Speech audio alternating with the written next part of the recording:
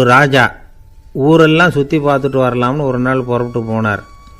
ஒரு இடத்துல தறி நெசவு வேலை ரொம்ப மும்முரமாக நடந்துக்கிட்டு இருந்தது. ஒரு பெரியவர் தறியால் நெசவு வேலை செஞ்சுக்கிட்டு இருந்தார். பக்கத்தில் ஒரு அழகான பொண்ணு உட்காந்து நூலை சுற்றிக்கிட்டு இருக்குது. ராஜா அந்த பெரியவரை பார்த்து யார் இந்த பொண்ணுன்னு விசாரித்தார். ராஜா அப்படி கேட்டதும் அவருக்கு ரொம்ப பெருமையாக போயிட்டுது. ஏன்னா உட்காந்துருந்தது அவரோட மகள். அரசே, இது என்னுடைய மகள். இவ வேகமாக நூல் தெரிக்கக்கூடியவள். வைக்கோலை எடுத்து இவ தெரிச்சா கூட அது எல்லாம் பவுனிழையாக வெளியில் வரும் அப்படின்னு ஒரு ராசி இவளுக்கு அப்படின்னு ரொம்ப பெருமையாக ராஜா கிட்ட சொன்னார். ராஜா இதை கேட்டதும் அசந்துட்டார். அப்படியா, இவ்வளவு அழகும் சாமர்த்தியமும் உள்ள இந்த பொண்ணு என்னோட வரட்டுமே, இவளை என் மருமகளை ஆக்கிக்கிறேன் அப்படின்னார் ராஜா. அந்த பெரியவருக்கு ஒன்றும் புரியல. ஏதோ கொஞ்சம் பெருமையாக சொல்ல போக அது இப்படி ஆயிட்டுதே அப்படின்னு கவலைப்பட்டார். இருந்தாலும் ராஜா பேச்ச தட்ட முடியுமா, மகளை அனுப்பி வச்சுட்டார். ராஜா அந்த பொண்ணை அரண்மனைக்கு அழைச்சிட்டு வந்தார். அங்கே ஒரு அறையில் வச்சு பூட்டி விட்டார். அந்த ரூமு நிறைய வைக்கோலை கொண்டாந்து போட்டு அடைச்சாங்க. 3 ராட்டைகள் வேற வச்சுருந்தாங்க. நாளைக்கு பொழுது விடியறதுக்குள்ளே நீ இந்த வைக்கோலையெல்லாம் தங்க இழைகளாக மாற்றி காட்டணும். நாளைக்கு காலம்புறம் வந்து நான் இந்த அறை கதவை திறப்பேன். உன் தகப்பன் சொன்னது மாதிரி எல்லாம் தங்கமாக மாறி இருக்கணும், இல்லைன்னா நீ உயிர் தப்ப முடியாது அப்படின்னு உத்தரவு போட்டார். பாவம் அந்த பொண்ணு என்ன பண்ணும், பகல் பூரா அழுதுகிட்டே உட்காந்துருக்குது. ராத்திரி பூராவும் தூக்கம் வரல. மறுநாள் அதிகாலை நேரத்தில் யாரோ கதவை தட்டுற சத்தம் கேட்டுது. பயந்துக்கிட்டே கதவை திறக்கிறா. திறந்து பார்த்தா வெளியில் 3 அவலட்சணமான பெண்கள். ஒருத்திக்கு வந்து கால் அகலமாக முறை மாதிரி இருக்குது, இன்னொருத்திக்கு கட்டை விரல் கரண்டி மாதிரி பெருசாக இருக்குது, 3வது பொண்ணுக்கு உதடு தடித்து ரப்பர் மாதிரி தொங்கிக்கிட்டு இருக்கு. யார் நீங்கள், உங்களுக்கு என்ன வேணும் அப்படின்னு கேட்குது இந்த பொண்ணு. நாங்கள் உங்களுக்கு உதவி செய்கிறதுக்கு தான் வந்திருக்கிறோம் அப்படின்னு சொல்லி உள்ளே வந்தாங்க. உட்காந்தாங்க. கொஞ்ச நேரத்துக்குள்ளே உள்ளே இருந்த வைக்கோலையெல்லாம் தங்க இழைகளாக மாற்றி கொடுத்துட்டு போயிட்டாங்க. காலையில் ராஜா வந்தார். பார்த்தார். ஆகா பேஷுனார்.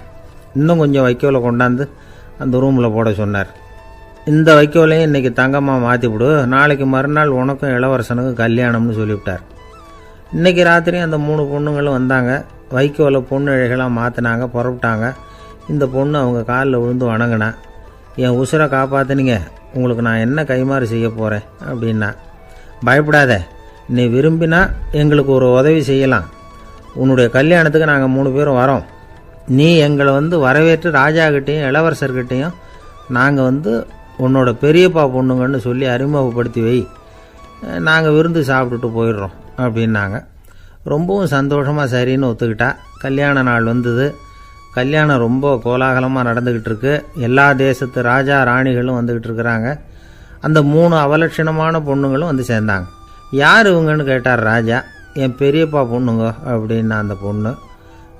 காலும் உதடும் கட்டை விரலும் ஏன் இப்படி உங்களுக்கு அவலட்சணம் ஆயிட்டுது அப்படின்னு கேட்டார். அதுக்கு அந்த பொண்ணுங்க பதில் சொன்னாங்க. என்ன செய்யறது, ஓயாமல் வைக்கோலை நூற்று ஒருத்தியோட கட்டை விரல் அப்படி கரண்டி மாதிரி ஆயிட்டுது. நாக்கில் தொட்டு தொட்டு திரிச்சதுனால ஒருத்தியோட உதடு அப்படி ஆயிட்டுது. காலால் கட்டையை அழுத்தி அழுத்தி தறி போட்டதுனால இன்னொருத்தையோட கால் அப்படி ஆயிட்டுது. உங்கள் மருமகளாக வந்திருக்கிற இந்த பொண்ணு அந்த 3ஐயுமே செய்ய தெரிஞ்சவ தான். என்ன ஆக போதோ இன்னும் கொஞ்ச நாளில் அப்படின்னாங்க. அவ்வளவுதான். ராஜா பயந்துட்டார். அம்மா, இன்னையிலேருந்து நீ இளவரசனின் மனைவி. நீ எப்பவும் அழகாக இருக்கணும். அதனால் நீ இனிமேல் வைக்கோலை திரிக்கவே கூடாது அப்படின்னு உத்தரவு போட்டார். அவளை இக்கட்டான சூழ்நிலையிலிருந்து காப்பாற்றின அந்த 3 பொண்ணுங்களும் சந்தோஷமாக திரும்பி போயிட்டாங்களாம். சுவாமி சின்மயானந்தர் இந்த கதையை சொல்லியிருக்கிறார். தன்னலம் மறந்து சுயலாபத்தை வந்து தியாகம் செய்கிறது வைக்கோல்ல இருந்து தங்க இழையை நூக்கிறது மாதிரி அப்படிங்கிறார் அவர். அது இருக்கட்டும், இப்போ நம்ம கதைக்கு வருவோம். ஒரு ராஜா தன்னோட மகனுக்கு சுயவரம் நடத்தினார். எல்லா தேசத்திலிருந்தும் ராஜகுமாரர்கள் வந்திருந்தாங்க. ராஜகுமாரியை கல்யாணம் பண்ணிக்கலாம்ங்கிற ஆசையில் சுயம்பர மண்டபத்திலேருந்து எல்லா ராஜகுமாரர்களும் அலறி அடிச்சுக்கிட்டு வெளியில் ஓடி வந்துக்கிட்டு இருக்கிறாங்களாம். ஏன் அப்படி எல்லாரும் மிரண்டு போய் ஓடி வர்றாங்கன்னு கேட்டார் ஒருத்தர். அதுக்கு இன்னொருத்தர் விவரம் சொன்னார். ராஜகுமாரியை இன்றைக்கி தான் அவங்க நேரில் பார்த்தாங்களாம், அதுதான் அப்படி ஓடி வந்துக்கிட்டு இருக்கிறாங்க அப்படின்னார். ஒரு தடவை நாரதர் ஒரு தெரு வழியாக போய்கிட்டு இருந்தார். வழியில் ஒருத்தர் வேத சாஸ்திரம்லாம் படிச்சுக்கிட்டு உட்காந்துருந்தார். அவர் நாரதரை பார்த்து எங்கே போயிட்டு இருக்கிறீங்கன்னு கேட்டார். கடவுளை பார்த்துட்டு வரலாம்னு போயிட்டுருக்கிறேன் அப்படின்னார் நாரதர். அப்படின்னா அவர்கிட்ட எனக்கு எப்போ முக்தி கிடைக்கும்னு கேட்டுட்டு வாங்களேன் அப்படின்னார் இவர். சரி, கேட்டு வரேன் அப்படின்னு சொல்லிவிட்டு நாரதர் நடந்தார். கொஞ்சம் தூரத்தில் ஒரு மரத்தடியில் ஒரு தொழிலாளி செருப்பு தைச்சிக்கிட்டு உட்காந்துருந்தார். அந்த ஆளும் அதே மாதிரி கேட்டுக்கிட்டார். எனக்கு எப்போ முக்தி கிடைக்கும்னு கடவுள்கிட்ட கேட்டுக்கிட்டு வாங்களேன்னார். அவர்கிட்டையும் சரின்னு சொல்லிவிட்டு நாரதர் நேராக வைகுண்டத்துக்கு வந்து சேர்ந்தார். கடவுளை பார்த்தார். இவங்க 2 பேரும் சொல்லி அனுப்பின விஷயத்தை பற்றி கேட்டார். அதுக்கு கடவுள் சொன்னார், அந்த செருப்பு தைக்கிற தொழிலாளி உடல் நீத்ததும் உடனே என்னை வந்து அடைவான். ஆனால் அந்த சாஸ்திரம் படித்த ஆள் இப்போதைக்கு என்கிட்ட வந்து சேர மாட்டான். அவன் இன்னமும் பல பிறவிகள் எடுத்து அங்கேயே இருக்க வேண்டியிருக்குது. எப்போ இங்கே வந்து சேருவான்னு எனக்கே தெரியாது அப்படின்னார். நாரதருக்கு இதோட ரகசியம் என்னங்கிறது புரியல. எனக்கு ஒன்றும் புரியலையேன்னாரான் கடவுள்கிட்ட. சீக்கிரம் புரிஞ்சுக்குவேன், நீ திரும்பி போகிறப்போ நான் இங்கே வைகுண்டத்தில் என்ன செஞ்சுக்கிட்டு இருக்கேன்னு கேட்டால், ஒரு ஊசியின் துவாரத்தில் ஒரு யானையை கோத்துக்கிட்டு இருக்கிறேன்னு அவங்கக்கிட்ட சொல்லு அப்படின்னார் கடவுள் சிரிச்சுக்கிட்டே. நாரதர் பூமிக்கு திரும்பினார். கடவுளை பார்த்தீங்களா, எப்படி இருக்கார் அப்படின்னு விசாரித்தார். வேத சாஸ்திரம் படித்தவர். ஓ பகவானா, அவர் யானையை ஊசியின் காதில் நுழைச்சிக்கிட்டு இருக்கிறார் பார்த்தேன்னார் நாரதர். ஊசி காதில் யானையா, அது எப்படி முடியும்? நீங்கள் சொல்கிறத நான் நம்ப மாட்டேன்னு விட்டார் அவர். சரி, இந்த ஆளுக்கு இறைவன் பேரில் நம்பிக்கை இல்லை அப்படிங்கிறத நாரதர் புரிஞ்சுக்கிட்டார். அடுத்தபடியாக அந்த தொழிலாளி இருந்த இடத்துக்கு போனார். இறைவனை பார்த்தீங்களான்னு கேட்டார் அவர். பார்த்தேன், ஒரு ஊசி துவாரத்தில் யானையை கோத்துக்கிட்டு இருந்தார் அப்படின்னு சொல்லிவிட்டு நாரதர் அந்த ஆள் முகத்தை கவனித்தார். அந்த தொழிலாளி இதை கேட்டுட்டு கொஞ்சம் கூட ஆச்சரியப்படலை. அவரால் முடியாத காரியம் கூட உண்டானார். என்ன இப்படி சொல்கிற, ஊசியின் துவாரத்தில் யானையை கோக்க முடியும்னு நீ நம்புறியா அப்படின்னு கேட்டார் நாரதர். நிச்சயமாக நம்புகிறேன்னார் அவர். அது எப்படி அப்படின்னு கேட்டார் இவர். இதோ பாருங்கள், நான் இந்த ஆலமரத்தடியில் தான் தினமும் உட்காந்துருக்கிறேன். தினமும் இந்த மரத்திலிருந்து எவ்வளவோ பழம் கீழே விழுது. இந்த பழத்தில் இருக்கிற ஒவ்வொரு விதையிலேயும் உள்ள ஒரு ஆலமரம் இருக்குது. ஒரு சின்ன விதைக்குள்ள ஒரு பெரிய ஆலமரம் இருக்க முடியுங்கிறப்ப ஊசி துவாரத்தில் கடவுள் யானையை நுழைய வச்சாருங்கிறத ஒத்துக்கிறதுல என்ன கஷ்டம் இருக்குது அப்படின்னு ரொம்ப சர்வசாதாரணமாக பதில் சொன்னாராம் அந்த தொழிலாளி. நாரதர் யோசனை பண்ணார். இந்த தொழிலாளி வேத சாஸ்திரங்களையெல்லாம் படிக்கலைன்னா கூட அறிவுபூர்வமாக சிந்தித்து இறைவனை நம்புகிறான். அதனால தான் கடவுள் இந்த ஆளுக்கு சீக்கிரம் முக்தி கிடைக்கும்னு சொன்னார் அப்படிங்கிறத புரிஞ்சுக்கிட்டாராம். இந்த கதையில் வர்ற கடவுள், நாரதர், வைகுண்டம் இதெல்லாம் ஒரு பக்கம் இருக்கட்டும், ஒரு சின்ன விதைக்குள்ளே ஒரு பெரிய ஆலமரம் தூங்கிக்கிட்டு இருக்கு அப்படிங்கிற உண்மை, அந்தரத்தில் 1000 கிரகங்கள் சுற்றிக்கிட்டு இருக்குங்கிற உண்மை, இதெல்லாம் நாம் பார்த்துக்கிட்டு தானே இருக்கிறோம். இந்த உண்மைகள் அதிசயமாக நமக்கு தெரியறதுனால அதை நம்பாமல் இருந்துட முடியாது. இயற்கையை பரிபூர்ணமாக நம்புங்கள், அந்த நம்பிக்கையே நம்ம வாழ்க்கைக்கு ஆதாரம் அப்படிங்கிறத விளக்கறதுக்காக தான் இந்த கதை. இந்த காலத்தில் நம்ம பிள்ளைங்களுக்கெல்லாம் இது மாதிரி நம்பிக்கை அதிகமாகவே இருக்குது. ஒரு நாள் ஒரு சின்ன பையன்கிட்ட கேட்டேன், ஏன்பா கடவுள் ஒரு பானைக்குள்ளே ஒரு யானையை நுழைய வச்சுட்டாருன்னு சொன்னால் அதை நீ நம்புவியா அப்படின்னு கேட்டோம். நம்புவேன் சார், அது ஒன்றும் பெரிய அதிசயம் இல்லைன்னா. எப்படிறான்னு கேட்டோம். எப்படின்னா அந்த பானை அந்த யானையை விட பெருசாக இருந்திருக்கும், அவ்வளவுதான் அப்படின்னு சொல்கிறான். ஒரு ஊரில் ஒரு ராஜா இருந்தார். அவர் அடிக்கடி காட்டுக்கு வேட்டையாட போவார். சில நண்பர்களையும் கூட அழைச்சிக்கிட்டு போவார். காட்டுக்கு போனதும் ஆளுக்கு ஒரு பக்கமாக போய் வேட்டையாடுவாங்க. சாயந்தரமாக திரும்பி வருவாங்க. மறுநாள் அரண்மனையில் உட்காந்து ஒவ்வொருத்தரும் அவங்க அனுபவங்களையெல்லாம் சொல்லிக்குவாங்க. அவங்க வீரத்துக்கு தகுந்த மாதிரி பரிசை அந்த ராஜா கொடுப்பார். இது மாதிரி ஒரு தடவை எல்லாரும் வேட்டைக்கு போயிட்டு திரும்பி வந்ததும் உட்காந்து பேச ஆரம்பிச்சிருக்கிறாங்க. ஒருத்தன் சொன்னான், தன்னுடைய வீர தீர செயலை பற்றி அளக்க ஆரம்பிச்சிட்டான். ஏன்னா அதுக்கு பரிசு கிடைக்க போகுதில்ல, அதனால். அவன் என்ன சொன்னான் தெரியுமா? அரசே, நேற்றுக்கு காட்டில் என்னாச்சு தெரியுமா? எனக்கு நேராக ஒரு சிங்கம் வாயை திறந்துக்கிட்டு வந்துட்டுது. நான் பயப்படவே இல்லை. உடனே ஒரு கல்லை எடுத்து குறி பார்த்து வீசினேன். சிங்கத்து வாய்க்குள்ளே போய் அந்த கல் மாட்டிக்கிட்டுது. அவ்வளவுதான். அந்த சிங்கம் என்னை பார்த்துட்டு பயந்துட்டு ஒரே ஓட்டமாக திரும்பி ஓடி போயிட்டுது அப்படின்னா. ஆஹா பலே அப்படின்னு எல்லாரும் கை தட்டினாங்க. 2வது ஆள் ஒருத்தன் எழுந்திரிச்சான். அவன் சொல்ல ஆரம்பித்தான், அரசே, நான் போன வழியில் 2 பெரிய மலைப்பாம்பு கிடந்தது. என்னை முழுங்கிறதுக்கு வந்தது. நான் என்ன பண்ணேன் தெரியுமா? அந்த 2 பாம்போட வாலையும் ஒன்றா சேர்த்து முடிச்சு போட்டுட்டேன். அவ்வளவுதான். அது அங்கே இழுக்க இது இங்கே இழுக்க முடிச்சு நல்லா எருகி போட்டுது அப்படின்றான். ஆஹா அற்புதம்னு சொல்லி எல்லாரும் கை தட்டினாங்களாம். அடுத்தபடியாக 3வது ஆள் ஒருத்தன் வந்தான். அவன் சொல்ல ஆரம்பித்தான், மன்னா, நான் போன பாதையில் குறுக்க ஒரு ஆறு, அதில் இறங்கி குளித்தேன். யாரோ காலை பிடிச்சி இழுக்கிறது மாதிரி இருந்தது. திரும்பி பார்த்தா ஒரு பெரிய முதலை. நான் உடனே அப்படியே ஒரு துள்ளல் துள்ளி அது முதுகில் போய் உக்காந்துக்கிட்டேன். அதை அப்படியே கரைக்கு நீந்த வச்சேன். கரைக்கு சேர்ந்ததும் அப்படியே ஒரே துள்ளி குதித்து கரைக்கு வந்துட்டேன் அப்படின்றான். அவன் தன்னுடைய வீரத்தை அப்படி சொல்லியிருக்கான். அடடா எப்பேற்பட்ட வீரம் அப்படின்னு எல்லாரும் கை தட்டினாங்களாம். 4வது ஆள் எழுந்திரிச்சான். மன்னா, நான் போன இடத்துல ஒரு கரடி வந்து என்னை துரத்த ஆரம்பிச்சுட்டுது.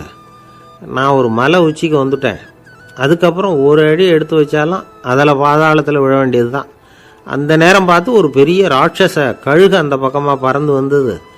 நான் உடனே அப்படியே உயர எழும்பி அந்த கழுகோட காலை பிடிச்சிக்கிட்டேன். அப்படியே தொங்கிக்கிட்டே வந்தேன். ஒரு நல்ல இடம் வந்ததும் தொப்புன்னு கீழே குதித்து நடந்து வந்துட்டேன்னா. இதுக்கும் எல்லாரும் கை தட்டுறாங்க. கடைசியாக ஒரு ஆள் எழுந்திரிச்சான். அரசே, நான் வந்து போன வழியில் ஒரு பெரிய யானை குறுக்க வந்தது. பயங்கரமாக சத்தம் போட்டுக்கிட்டே வந்தது. நான் பயந்து ஓடலை. உடனே என்ன பண்ணேன் தெரியுமா? அந்த யானையோட வாலை பிடிச்சி தூக்கினேன். தலைக்கு மேலே தூக்கி கரன்னு சுற்றினேன். வேகமாக சுற்றி வீசி எறிஞ்சேன். அவ்வளவுதான்.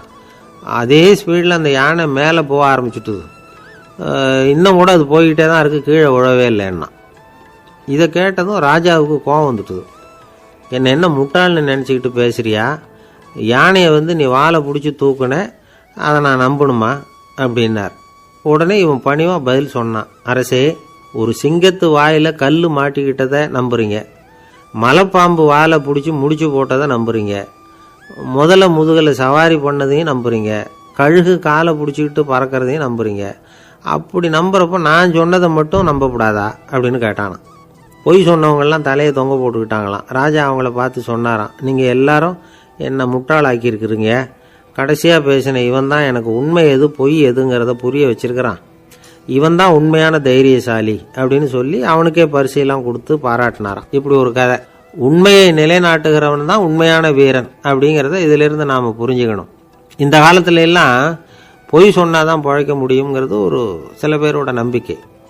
ஒரு அப்பாவுக்கு தன் மகனுக்கு பொய் சொல்ல தெரியலையேங்கிற கவலை. பொய் சொன்னாதான் இந்த உலகத்தில் பிழைக்கலாம், ஆனால் இவனுக்கு அது தெரியலையே, அதனால் இவனை அழைச்சிட்டு போய் நடுக்கடலில் விட்டுட்டு வந்துடுவோம் அப்படின்னு அழைச்சிட்டு புறப்பட்டான்.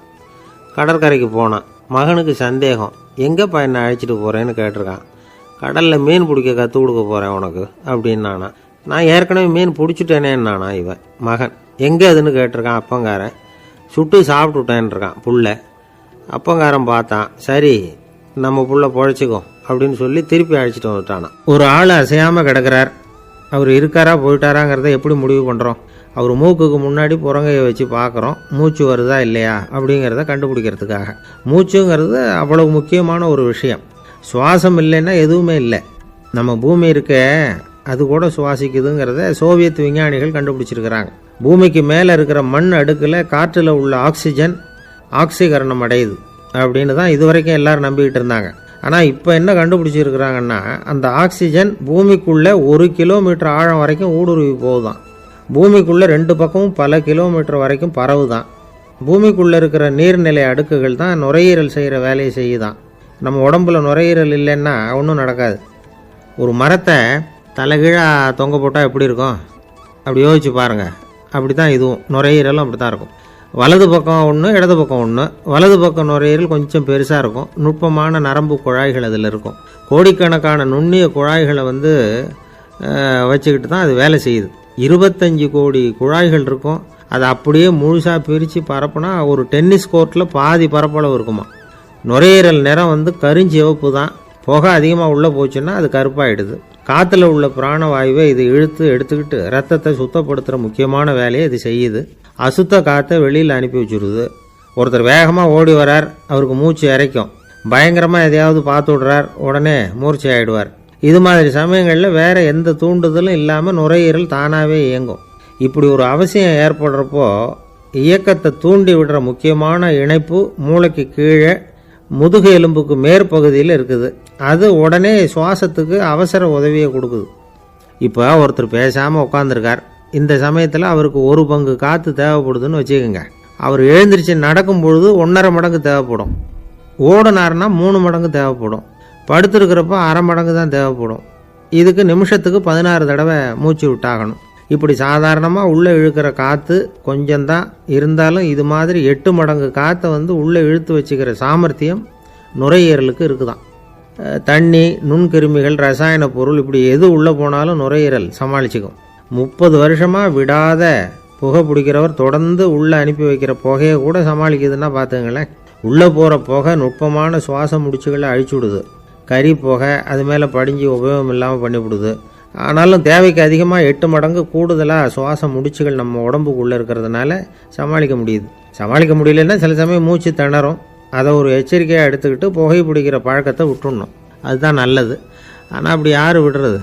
இணை பிரியாத 2 நண்பர்கள் இருந்தாங்களாம். 2 பேரும் விடாமல் சிகரெட்டு குடிக்கிறவங்க. அதில் ஒருத்தன் செத்து போட்டான். இன்னொருத்தன் அதுக்கப்புறம் 2 சிகரெட்டாக குடிக்க ஆரம்பித்தானான். ஏன் இப்படி பண்ணுறேன்னு கேட்டிருக்காங்க. நான் ஒரு சிகரெட்டு தான் குடிக்கிறேன், செத்து போன என்னுடைய ஃப்ரெண்டு இருக்கானே செத்து போனவன், அவனுக்காக இன்னொரு சிகரெட்டு குடிக்கிறேன் அப்படின்னு நானான். இது ரொம்ப ஆபத்து, விட்டுடு அப்படின்னு சொல்லியிருக்காங்க. சரின்னு ஒத்துக்கிட்டான். ஆனால் அதுக்கப்புறமும் ஒரு சிகரெட் வீதமாக குடிச்சிக்கிட்டே இருந்தான். சிகரெட்டு பழக்கத்தை நீ இன்னும் விடலையான்னு கேட்டாங்களாம். அந்த பழக்கத்தை நான் எப்போ விட்டுட்டேன், இப்போ நான் குடிக்கிறது என் ஃப்ரெண்டுக்காக அப்படின்னு நானான். இவங்கெல்லாம் எப்படி திருந்துறது? என்னை விட யோக்கியம் இந்த உலகத்தில் வேற யாரும் இல்லை சார் அப்படின்னார் ஒருத்தர். அவரை விட அயோக்கியன் வேற யாரும் இருக்க முடியாதுங்கிற முடிவுக்கு கேட்டவங்க வந்துட்டாங்களாம். மனுஷனுக்கு இருக்கிற ஒரு மிகப்பெரிய குறையே தன்கிட்ட இருக்கிற குறை அவனுக்கு தெரியாமல் போகிறது தான். ஆனால் அடுத்தவங்ககிட்ட இருக்கிற குறை இவனுக்கு தெளிவாக தெரிஞ்சிடும். ஒரு ஒட்டகம் ஒரு கொக்கை பார்த்து ஒரு கேள்வி கேட்டுதான். என்ன கேள்வி தெரியுமா? உன் கழுத்து ஏன் இப்படி வளைஞ்சி போயிருக்குது அப்படின்னு கேட்டிருக்கு. இதுக்கு உடம்பே வளைச்சல். இது போய் கொக்கை கிண்டல் பண்ணுது. இன்றைக்கி மனித சுபாவமும் கிட்டத்தட்ட இப்படி தான் இருக்குது. இந்த உலகத்தில் குறையில்லாத மனிதர்கள் யாரும் கிடையாது, நாம் உள்பட. அப்படிங்கிறத முதல்ல நாம் நல்லா புரிஞ்சுக்கணும். ஒரு ஊரில் ஒரு விற்பனை நிலையம் இருந்தது. செல்ல பிராணிகளை விற்பனை செய்கிற நிலையம் அது.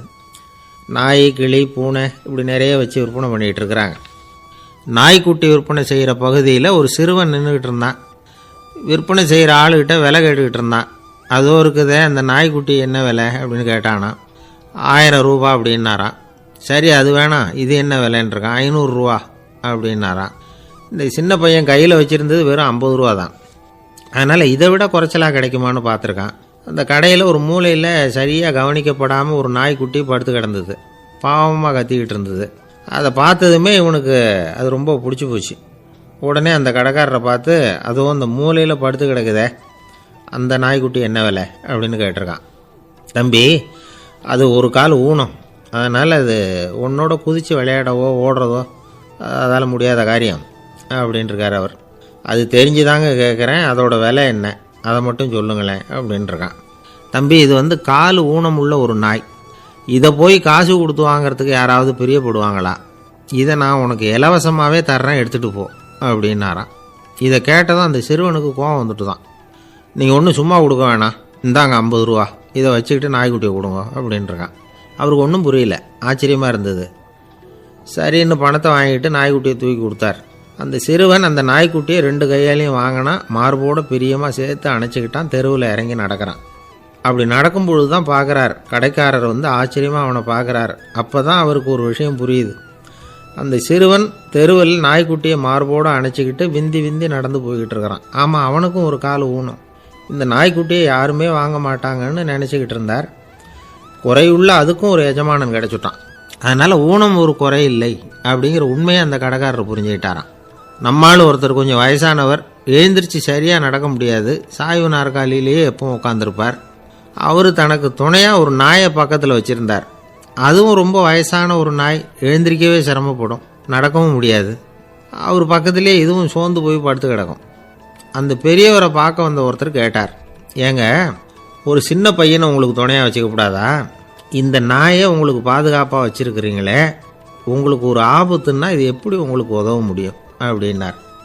அப்போ அவர் சொன்னாராம், எனக்கு ஒரு ஆபத்துன்னா அந்த சமயத்தில் இந்த நாய் என்னை தனியாக விட்டுட்டு ஓடி போயிடாமல் இருக்கணும்ல, அதுக்காக தான் இதை நான் வச்சுருக்கிறேன் அப்படின்னாராம். நம்மளில் சில பேர் ரொம்ப தைரியமாக இருப்பாங்க. நாம் கூட சொல்கிறது உண்டு, அந்த ஆளுகிட்ட வர்றதுக்கு எமன் கூட பயப்படுவான் அப்படின்னு சொல்கிறது உண்டு. தைரியசாலிகளை நெருங்கிறதுக்கு யமன் பயப்படுவான் அப்படின்னு சொல்கிறது உண்மை தான். அது பொய் இல்லை. மன வலிமை இருக்குது பாருங்கள், அது மனுஷனை காப்பாற்றும். இது மருத்துவ ரீதியான உண்மை. உடல் கோளாறுகள் மன ஆரோக்கியத்தை பாதிக்கும். மன எழுச்சி, மன போராட்டம் இதெல்லாம் உடல் இயக்கத்தில் மாறுதலை உண்டாக்குது. சில வகையான நோய்களுக்கும் மனசுக்கும் இருக்கிற சம்பந்தம் என்னங்கிறத பற்றியெல்லாம் இப்போ ஆராய்ச்சி பண்ணுறாங்க. ஆஸ்மா, மூட்டு வலி, பெருங்குடல் அழற்சி, உயர் இரத்த அழுத்தம், சோரியாசிஸுங்கிற தோல் வியாதி, வயிற்று புண்ணு, இந்த தைராய்டு நச்சுத்தன்மை இது மாதிரி நோய்களை உண்டாக்குறதுல மனசோட பங்கு என்னங்கிறத பற்றியெல்லாம் ஆய்வு பண்ணி பார்த்துருக்குறாங்க. எதுக்கு எடுத்தாலும் சோர்ந்து போகிறது, தோண்டு போகிறது, இப்படிப்பட்ட மனவாகு, அதோட யாரும் நமக்கு உதவ முடியாது அப்படிங்கிற மனோபாவம், கைவிடப்பட்ட மனநிலைமை, இதெல்லாம் நோயோட தீவிரத்தை ரொம்ப அதிகரிக்க செய்யுதான். இவங்கெல்லாம் அந்த கைகால் வலிக்குது, உடம்பு அசதியாக இருக்குது, தூக்கம் வரல, முதுகு வலிக்குது, உடம்புல உணர்ச்சி குறையுது, கை கால் விரல்லாம் மரத்து போகுது, இப்படி ஏதாவது சொல்லிக்கிட்டு டாக்டர்களை தேடி வந்துக்கிட்டு இருப்பாங்க. நெஞ்சு வலி யாருக்கு வருது தெரியுமா? பதற்றம், போட்டி மனப்பான்மை, அளவுக்கு அதிகமான வேகம், துடிப்பு, பேராசை, இதுலேயும் கட்டுப்பாடு, நேரம் தவறாமை, அப்புறம் இதெல்லாம் உள்ள மனவாக உள்ளவங்க இருக்கிறாங்கல்ல, அவங்க பெரும்பாலும் நெஞ்சு வலிக்கு ஆளாயிடுறாங்களாம். ஃப்ரீட்மேன் அப்படிங்கிறவர் நிறைய ஆராய்ச்சியெல்லாம் பண்ணி பார்த்துட்டு இதை உறுதிப்படுத்தியிருக்கிறார். அவர் பண்ணின ஆராய்ச்சியில் என்னெல்லாம் தெரிய வந்தது தெரியுமா? பொறுப்பு அதிகம் உள்ளவங்களுக்கு கண்டிப்பாக ரத்த அழுத்தம் வரும், அதிகமாக இருக்குமா. அதே மாதிரி கண்டிப்பாக இருக்கிறாங்கல்ல, அவங்களுக்கும் ரத்த அழுத்தம் அதிகரிக்குமா. ரத்த அழுத்தம் தனக்கு அதிகமாக இருக்குங்கிறத தெரிஞ்சுக்கிட்டவங்க தலைவலி, மயக்கம், இந்த தலை சுத்தல், அசதி, இது மாதிரியான உணர்வுகளை அவங்களுக்கு வந்துடும், அந்த மாதிரி உணர்வு. ஆனால் உண்மை என்ன தெரியுமா? இதெல்லாம் ரத்த அழுத்தத்தினால இல்லை, ரத்த அழுத்தம் கட்டுப்பாட்டுக்குள்ளே இருந்தால் கூட இவங்க இப்படி நினைக்கிறாங்களாம். இதுக்கு காரணம் மனசு தான் அப்படிங்கிறார் அவர். சில பேர் எப்படி தெரியுமா? ஒருத்தர் மாரடைப்பால் இறந்து போனார் அப்படின்னு கேள்விப்பட்டால் போதும், இறந்து போகிறதுக்கு காரணம் இதயம்தான் அப்படிங்கிற பீதியால், இதய தளர்ச்சி அப்படிங்கிற மனநோயால் பாதிக்கப்படுறார். இவங்கெல்லாம் அடிக்கடி தங்களுடைய இதய பகுதியை தொட்டு பார்த்துக்குவாங்க, நாடியை பிடிச்சி பார்த்துக்குவாங்க, அடிக்கடி மூச்சை உள்ளுக்கு இழுத்து வெளியில் விட்டு வலி வருதா அப்படின்னு பார்த்துக்கிட்டு இருப்பாங்க. வேறு எங்கேயாவது வலிச்சா கூட நெஞ்சை வலிக்குதா அப்படின்னு பார்ப்பாங்க. நெஞ்சு வலிக்குதுன்னு கூட சில பேர் சொல்ல ஆரம்பிச்சிருவாங்க. ஆஸ்மாவுக்கும் மனசுக்கும் சம்பந்தம் உண்டு. தீர்வு காண முடியாத மன போராட்டங்கள் எல்லாத்துக்கும் அடுத்தவங்களையே சார்ந்து இருக்கிற மனநிலை, இதெல்லாம் ஆஸ்மாவினுடைய தீவிரத்தை அதிகப்படுத்திடும். பயம், இது எப்படின்னா என்ன நடக்குமோங்கிற பதற்ற நிலை, அப்புறம் இந்த பயம், இதெல்லாம் சுவாசித்தலை அதிகரிக்க செய்யுது இல்லையா. இதனால் இரத்தத்தின் காரத்தன்மை அதிகமாகி நோயின் தீவிரமும் அதிகமாகுது. மன போராட்டம், மனக்கவலை, மன இறுக்கம், இதெல்லாம் தோல் வியாதியை தூண்டி விடுதான். இது மாதிரி இன்னும் எவ்வளவோ இருக்குது. அதனால் இன்றைக்கி நமக்கு தேவை என்னென்னா மன வலிமை, மலர்ந்த முகம், இது ரெண்டும் இருந்துட்டுதுன்னா பலவிதமான நோய்கள் நம்மக்கிட்ட நெருங்கி வராது.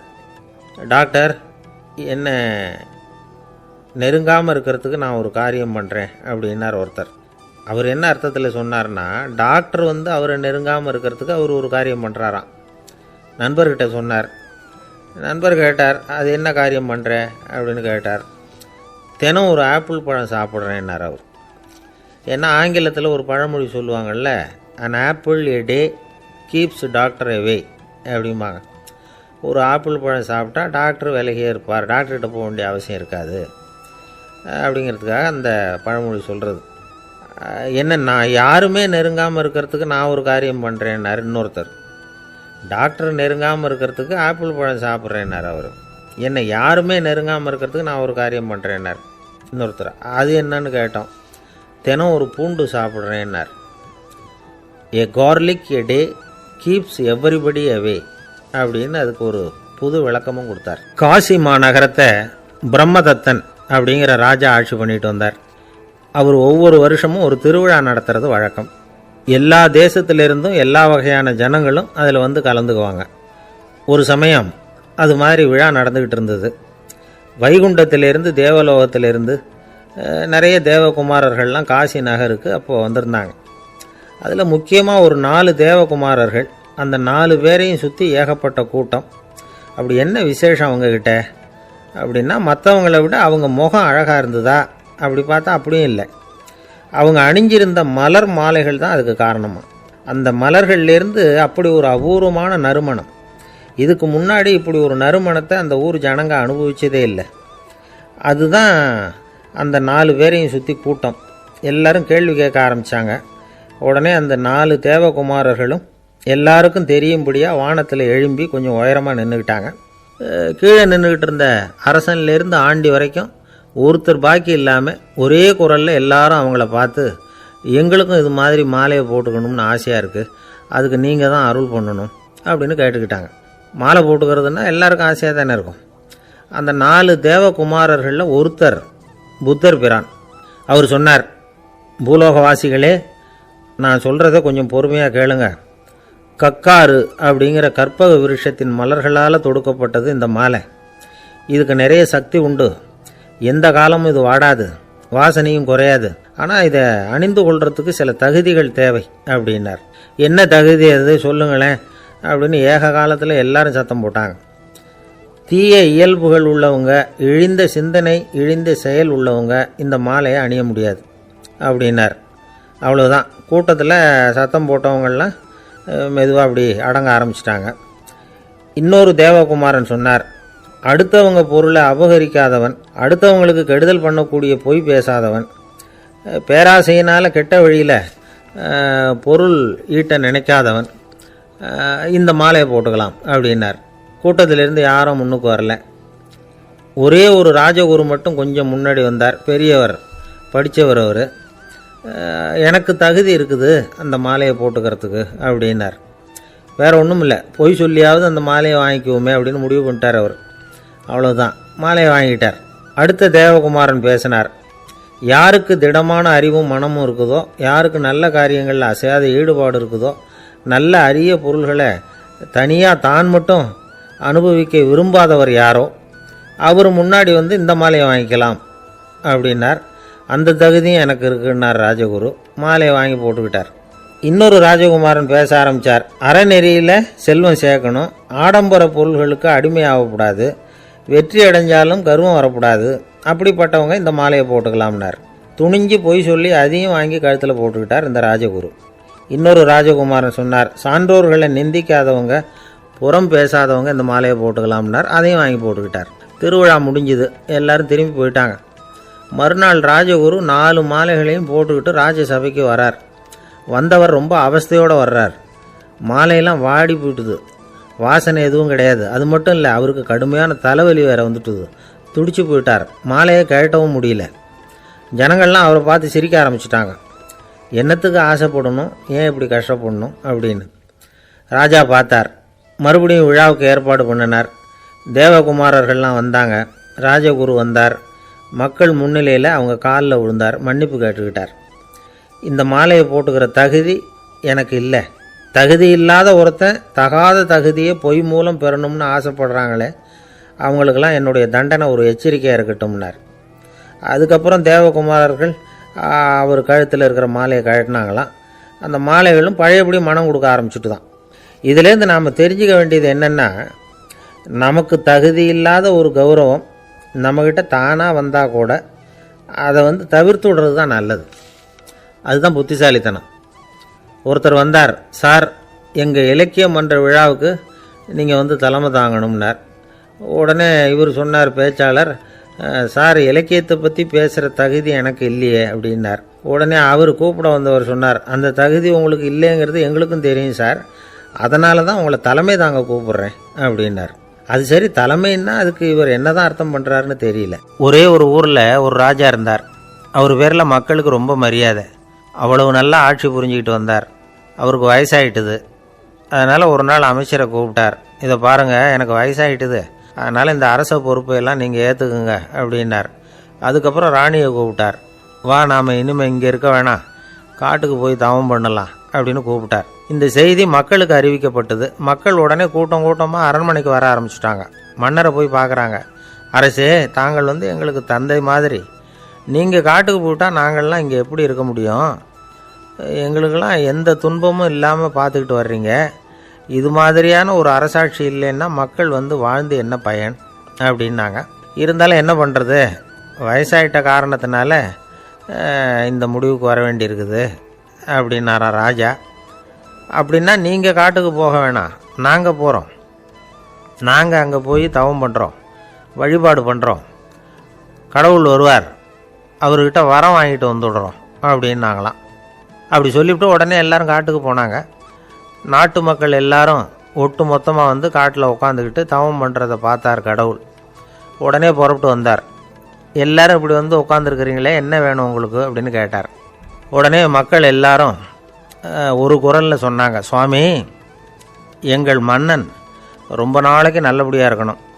அவர் வந்து மகிழ்ச்சியாகவும் உடல் நலத்தோடும் இருந்தால் தான் நாங்கள் அமைதியாக வாழ முடியும் அப்படின்னாங்க.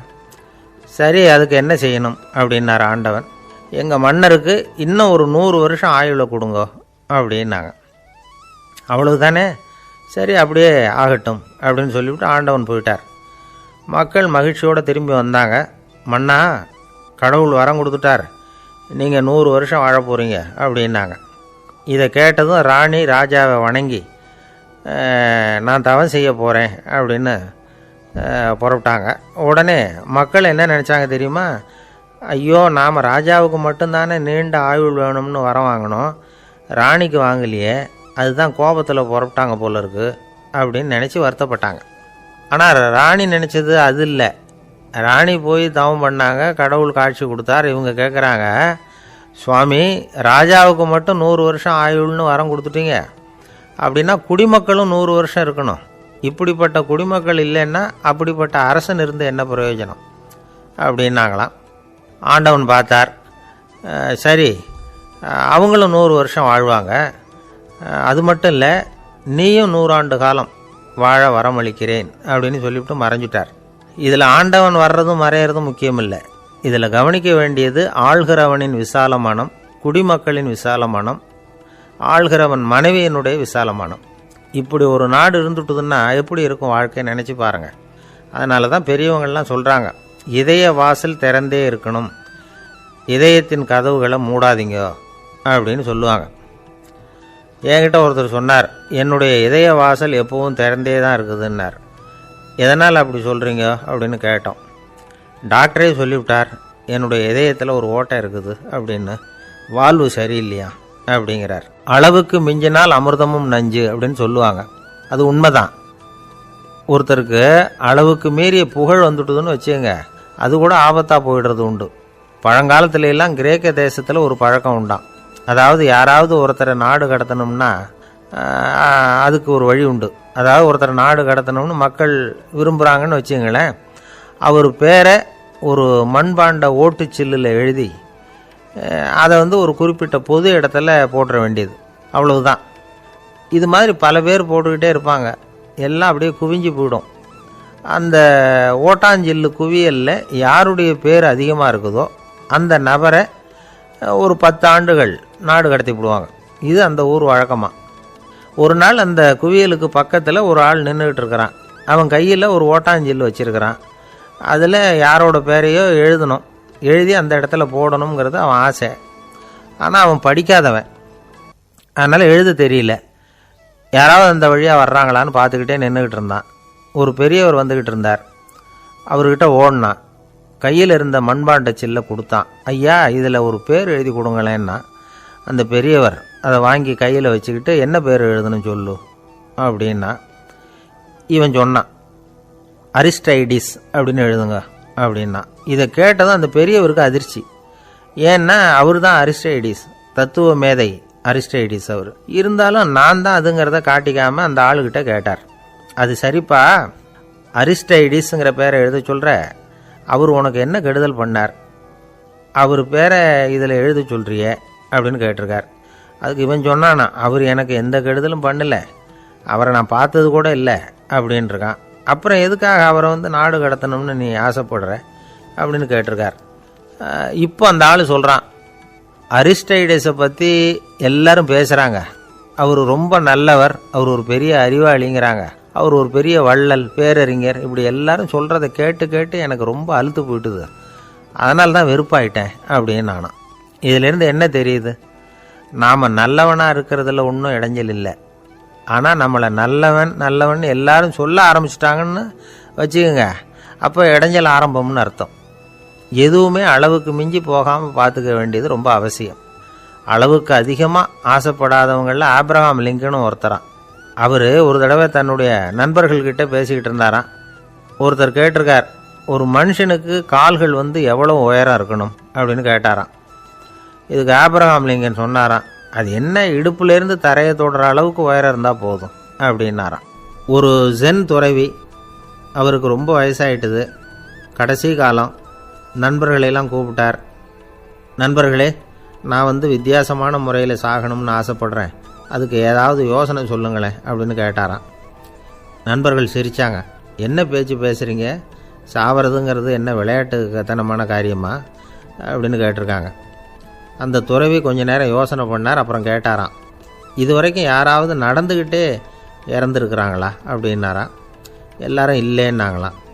ஒருத்தர் மட்டும் சொல்லியிருக்கார், அப்படியும் ஒருத்தர் இறந்துருக்கிறதாக ஒரு கதையில் படிச்சிருக்கிறேன், ஒரு ஞானியால் தான் அப்படியெல்லாம் செய்ய முடியும் அப்படின்னு அவர் சொன்னாராம். சரி, அப்படின்னா அந்த முறை நமக்கு வேணாம், நின்றுக்கிட்டே யாராவது உயிரை விட்டுருக்காங்களா அப்படின்னு விசாரித்தாராம். அப்படியும் ஒருத்தர் இறந்துருக்கிறார் அப்படின்னாங்களாம். மறுபடியும் அந்த துறவி யோசனை பண்ணியிருக்கிறார், ஏதாவது வித்தியாசமான முறையில் நாம் போகணும் அப்படிங்கிறது அவருடைய விருப்பம். மனிதன் எப்படி வாழ்கிறானோ அப்படி இறப்பது தான் நல்லது. சரி, யாராவது தலைகீழாக யோகம் செய்யும் நிலையில் இறந்துருக்கிறாங்களா அப்படின்னு விசாரித்தாராம். நண்பர்கள் சிரித்தாங்க. தலைகீழாக நின்னபடி இறந்ததாக நாங்கள் கேள்விப்பட்டதே இல்லை, அது முடியாத காரியம் அப்படின்ட்டுருக்காங்க. இப்போ அந்த துறவிக்கு திடீர்னு உற்சாகம் வந்துட்டுது. உடனே எழுந்திரிச்சார், தலைகீழாக நின்னார், அப்படியே உயிரை விட்டுட்டார். அவ்வளோதான். அந்த மடாலயத்தில் ஒரே குழப்பம், எப்படி அவரை கீழே இறக்கி படுக்க வைக்கிறது அப்படின்னு புரியல. இப்படி உயிர் விடுறதை பற்றி அவங்க இதுவரைக்கும் கேள்விப்பட்டதும் இல்லை. உண்மையிலேயே இவர் இறந்து தான் போனாராங்கிறதும் தெரியல. சோதித்து பார்த்தாங்க, இதய துடிப்பு, நாடி துடிப்பு எல்லாம் நின்று போயிருந்தது. இவர் எப்பவும் இப்படி தான், என்ன பண்ணுறது இப்போது அப்படின்னு சொல்லி எல்லாரும் குழம்பிக்கிட்டு இருக்கிற சமயத்தில் ஒரு பெரிய ஒரு யோசனை சொன்னார். இந்த துறவியோட மூத்த சகோதரி பக்கத்து மடாலயத்தில் இருக்கிறாங்க, அவங்கள இங்கே அழைச்சிட்டு வந்தால் ஏதாவது வழி கிடைக்கும் அப்படின்னார். அந்த அம்மாவுக்கு 90 வயசு. அழைச்சிட்டு வந்தாங்க. ஒரு குச்சியை ஊன்றிக்கிட்டு அப்படியே மெதுவாக நடந்து வந்தாங்க. தம்பி, தலைகீழாக நின்று உயிர் விட்டு இறக்கிறத பார்த்தாங்க. தம்பின்னு கூப்பிட்டு பார்த்தாங்க, ஒன்றும் காணோம். உடனே என்ன பண்ணாங்க, தன்னுடைய கைத்தடியால் தம்பியோட உடலை ஒரு தட்டு தட்டினாங்க. ஏப்பா, சாகிறப்பவும் உன்னுடைய குறும்புத்தனத்தை விடலையா, இப்படியாடா சாகிறது, ஒழுங்காக செத்து தொலை அப்படின்னாங்களாம். அவ்வளவுதான். உடனே அந்த துறவி திரும்பி நேராக நின்னார். அக்கா, கோவப்படாத, நான் ஒழுங்காக சாகிறேன், எப்படி செத்தா என்ன, எல்லாம் எனக்கு ஒன்று தான் அப்படின்னு சொல்லிவிட்டு அப்படியே தரையில் படுத்து உயிரை விட்டாராம். அதுக்கப்புறம் அந்த அம்மா கோலை கையில் எடுத்துக்கிட்டு அப்படியே திரும்பி கூட பார்க்காம அவங்க பாட்டுக்கு போயிட்டாங்களாம். மரணத்தை ஒரு விளையாட்டாக ஆக்கிய அந்த துறவிக்கு வாழ்க்கையே ஒரு விளையாட்டாக தான் இருந்திருக்குது. எந்த நோக்கமும் இல்லாமல் செயல்படுறதுன்னா என்னங்கிறதும் அவருக்கு தெரிஞ்சிருக்குது. பயனை எதிர்பார்க்காமல் பணி செய்து வாழ்ந்து மறைந்த மகான் அவர். தம்முடைய தொழிலை விளையாட்டு போல செய்ய தெரிஞ்சவருக்கு வாழ்க்கையே ஒரு விளையாட்டாக மாறிடும். எல்லாமே விளையாட்டாகி விடுகிற போது மரணமும் விளையாட்டாகிவிடும் அப்படிங்கிறது தான் அந்த தத்துவம். ஆனால் அதுக்கு முன்னாடி உங்களுக்குள்ளே இருக்கிற உண்மையான நடிகனை நீங்கள் அடையாளம் கண்டுபிடிக்கணும். நீங்கள் நடிக்க வேண்டியதே இல்லை, நீங்கள் ஏற்கனவே நடிச்சுக்கிட்டு தான் இருக்கிறீங்க. நீங்கள் இந்த உண்மையை தெரிஞ்சுக்கணும், அவ்வளவுதான். இதுதான் ஞானிகளுடைய கருத்து. நீங்கள் தெருவில் நடந்து போயிட்டுருக்கிறீங்க, எதிரில் வர்றவர் உங்களை பார்த்து எப்படி இருக்கிறீங்கன்னு கேட்குறார். நல்லா இருக்கிறேங்கிறீங்க. உண்மையிலேயே நாம் நல்லா இருக்க மாட்டோம், ஏதாவது உடம்புல கோளாறு இருக்கும். ஆனால் அப்படி சொல்லுவோம், நல்லா இருக்கிறேன் அப்படின்னு. அது நடிப்பு தானே. உங்களை சந்தித்ததில் ரொம்ப மகிழ்ச்சி அப்படின்னு சொல்கிறோம். உடனே கொஞ்சம் நிதானமாக யோசித்து பாருங்கள், உண்மையிலேயே உங்கள் மனசு மகிழ்ச்சி அடைஞ்சுட்டுதா? அது நடிப்பு தானே. வாழ்க்கையை சரியாக புரிஞ்சுக்கிட்டால் எல்லாமே நடிப்புங்கிறது புரியும். கல்யாண பத்திரிக்கை அனுப்பியிருந்தேனே, ஏன்டா வரலன்னு கேட்டான் ஒருத்தன். வந்திருந்தேனே அப்படின்னானா இவன். டேய், ஏன்டா போய் சொல்கிற, நான் பத்திரிக்கையே உனக்கு அனுப்பலையே அப்படின்ட்டுருக்கான் அவன். அதுக்கு இவன் சொன்னானா, பத்திரிக்கை அனுப்புனேன்னு நீ போய் சொல்கிறப்போ கல்யாணத்துக்கு வந்தேன்னு நான் போய் சொல்லக்கூடாதா அப்படின்னானா. ஒரு பெரிய பியானோ கலைஞர் வியன்னாவில் இருந்தார். ரொம்ப புகழ்பெற்ற இசை கலைஞர் அவர். இங்கிலாந்து மகாராணி விக்டோரியா அவருடைய சங்கீதத்தை கேட்கணும்னு ஆசைப்பட்டாங்க. அவரை அரண்மனைக்கு கூப்பிட்டாங்களாம். பியானோ வாசிக்க சொல்லி கேட்டாங்களாம். இவரும் ரொம்ப பிரமாதமாக வாய்ச்சி காட்டியிருக்கார். உடனே பாராட்டி பரிசுகள்லாம் கொடுத்து அனுப்புனாங்களாம். அந்த இசையை கேட்குறதுல அரசிக்கு ரொம்பவும் ஆர்வம் உண்டு. அதனால் அதுக்கப்புறமும் அந்த கலைஞர் அடிக்கடி அரண்மனைக்கு வர வேண்டிய அவசியம் ஏற்பட்டது. ஏன்னா அரசி கூப்பிட ஆரம்பித்தாங்க. இவர் போகணும், அங்கே இசை நிகழ்ச்சி நடத்தணும். இவர் அங்கே பாடி வாசிக்கிறது உண்டு. ஒரு தடவை மகாராணி அவரை பார்த்து, உங்கள் நாட்டு தேசிய கீதம் பாடுங்களேன் அப்படின்னு கேட்டாங்களாம். உடனே அவர் தன்னுடைய நாடான ஆஸ்திரியாவின் தேசிய கீதத்தை பாடியிருக்கிறார். அவர் பாட ஆரம்பித்த உடனே மகாராணி எழுந்திரிச்சு நின்னாங்களாம். அதுக்கு மரியாதை செலுத்துகிற நோக்கத்தோடு பாட்டு முடிகிற வரைக்கும் அப்படியே நின்றுக்கிட்டு இருந்தாங்களாம். இதுதான் அந்த அரசியினுடைய பெருந்தன்மை. அதாவது நாட்டுப்பற்றுங்கிறது அந்த அளவுக்கு அப்படி இருக்கணும். இப்படி ஒரு அரசியே நம்ம நாட்டு தேசிய கீதத்துக்கு எழுந்திரிச்சு நின்று மரியாதை செலுத்துகிறாங்க அப்படிங்கிறத புரிஞ்சிக்கும் பொழுது அந்த முதிய கலைஞரின் மகிழ்ச்சிக்கு அளவே இல்லையாம். அதுக்கப்புறம் அந்த பியானோ கலைஞர் ஒரு நாள் தன்னுடைய நண்பர் ஒருத்தர்கிட்ட பேசிக்கிட்டு இருந்தாராம். அப்போ சொன்னாராம், மகாராணியார் எனக்கு எவ்வளவோ பரிசுகள்லாம் கொடுத்துருக்குறாங்க. ஒரு தடவை எனக்கு வைரக்கல் பதித்த அணி ஒன்றை கூட பரிசாக கொடுத்தாங்க. ஆனால் அதை விட உயர்ந்த விலை மதிக்க முடியாத அணி என்ன தெரியுமா? நான் என்னுடைய நாட்டு தேசிய கீதத்தை நான் பாடுறப்போ அவங்க எழுந்திரிச்சு நின்று மரியாதை செலுத்தினாங்களே, அதுதான் எனக்கு கிடைச்ச மிகப்பெரிய பரிசு அப்படின்னாராம். எனக்கு தெரிஞ்ச சங்கீத வித்வான் ஒருத்தர் இருக்கார். சமீபத்தில் ஒரு நாள் அவரை பார்த்தேன். எப்படி போயிட்டுருக்கு உங்கள் தொழில் அப்படின்னு கேட்டேன். ரொம்பவும் வித்தியாசமாக போயிட்டுருக்குங்க அப்படின்னார். என்ன சொல்கிறீங்க அப்படின்னேன். முன்னாடியெல்லாம் நான் பாடினா எதிரில் இருக்கிறவங்க தான் எழுந்திரிச்சு போயிட்டு இருந்தாங்க. இப்போ எப்படின்னா நான் பாட ஆரம்பிச்சுட்டா உடனே பக்கவாத்தியக்காரனே எழுந்திரிச்சு போயிடுறான் அப்படின்னார் ரொம்ப வேதனையோட. பொங்கல் திருநாள். பொங்கல் திருநாள்னா இது ஏதோ அறுவடை திருநாள் அப்படின்னு சொல்லுவோம். அதாவது வருஷம் பூரா நாம் பாடுபட்டு அதனுடைய பலனை அனுபவிக்கிற நாள் அப்படிங்கிறது நாம் சொல்லிகிட்டு இருக்கிறது. இது முக்கியமாக இது ஒரு நன்றி அறிவிப்பு நாள் அப்படின்னு சொல்லுவாங்க. இன்றைக்கி நிறைய நன்றி அறிவிப்பு கூட்டம்லாம் நடந்துக்கிட்டு இருக்குல்ல, அது மாதிரி விவசாயிகள் நடத்துகிற ஒரு நன்றி அறிவிப்பு விழா இது. யாருக்கு நன்றி சொல்கிறாங்கன்னா ஆதவனுக்கு. அதாவது சூரியன் இல்லைன்னா விவசாயம் இல்லை. அதனால் ஆதவனுக்கு நன்றி செலுத்துகிற நாளாக இந்த பொங்கல் திருநாளை நாம் கொண்டாடுறோம். அதாவது இந்த பொங்கலில் விவசாயிகள்கிட்ட இருந்து நிறைய பண்புகளை நாம் தெரிஞ்சுக்க வேண்டிய நாள் இது. விவசாயிகள் அவங்க விவசாயம் முன்னேறி இருக்கிற அளவுக்கு விவசாயிகளுடைய வாழ்க்கை தரம் முன்னேறலை. அந்த அளவுக்கு அவர்கள் நாட்டுக்காக உழைச்சிக்கிட்டு இருக்கிறாங்க. அந்த காலத்திலே அதை பற்றி ஒரு கதை சொல்கிறது உண்டு. ஒரு வயசான ஆள் நிலத்தில் ஏறு உழுதுகிட்டு இருந்தாராம். கிழிஞ்சு போன ஒரு சின்ன துண்டை தான் இடுப்பில் கட்டியிருந்தாராம். தலையில் ஒரு கந்தலை சுற்றி இருந்தார். உடம்பு பூரா சேரு, ரொம்ப ஏழை. ஏறு ஓட்டிகிட்டு இருக்கிறவர் வேறு எப்படி இருப்பார்? இருந்தாலும் அந்த ஆள் ரொம்ப ஜாலியாக பாட்டு பாடிக்கிட்டே ஏறு உழுதுகிட்டு இருந்தாராம். உடம்புல தான் அவர் ஏழையை தவிர மனசில் ஒரு ஏழையாக தெரியல. அந்த சமயத்தில் அந்த நாட்டு ராஜா அந்த பக்கமாக குதிரை மேலே வந்தாராம். வேட்டைக்கு போயிட்டு பரிவாரங்களோடு திரும்பி வந்துக்கிட்டு இருக்கிறார். ரொம்ப செல்வ செழிப்பில் இருக்கிற ராஜா அவர் இந்த வயசான விவசாயியை பார்த்துருக்கார். இந்த ஆள் ரொம்பவும் ஏழைங்கிறது அவர் பார்த்தாவே பளிச்சுன்னு தெரியுது. கட்டிக்கிறதுக்கு நல்ல துணி இல்லை, உடம்போ இழைச்சி போயிருக்குது, வயிறு முதுகில் போய் ஒட்டிக்கிட்டு இருக்கு, கண்ணு குழி விழுந்து போயிருக்குது. ஆனாலும் முகத்தை பார்த்தா சந்தோஷமாக இருக்கிற மாதிரி இருக்குது. இவ்வளோ உற்சாகமாக பாடிக்கிட்டு இருக்கிறாரே அப்படின்னு ஆச்சரியமாக நினச்சி பார்த்தார் அந்த ராஜா. சரி, அவர்கிட்ட கொஞ்சம் பேச்சு கொடுத்து பார்க்கலாம் அப்படின்னு முடிவு பண்ணார். ஐயா பெரியவரே, இப்படி கொஞ்சம் வர முடியுமான்னாராம். பொழுது போகிறதுக்குள்ளே நான் இந்த வயல் பூரா உழவு ஓட்டி ஆகணும், அதனால் பேசுகிறதுக்கு நேரம் இல்லை அப்படின்னாராம் அந்த பெரியவர். என்ன அவ்வளவு அவசரமாக? மீதி இருந்தால் நாளைக்கு உழுதுவக்கூடாதா? அது சரி, உனக்கு எத்தனை ஏக்கர் நிலம் இருக்குது அப்படின்னு விசாரிச்சிருக்கார் ராஜா. எனக்குன்னு சொந்தமாக உள்ளங்கை அளவு கூட நிலம் கிடையாது. இது எங்கள் முதலாளியோட நிலம்.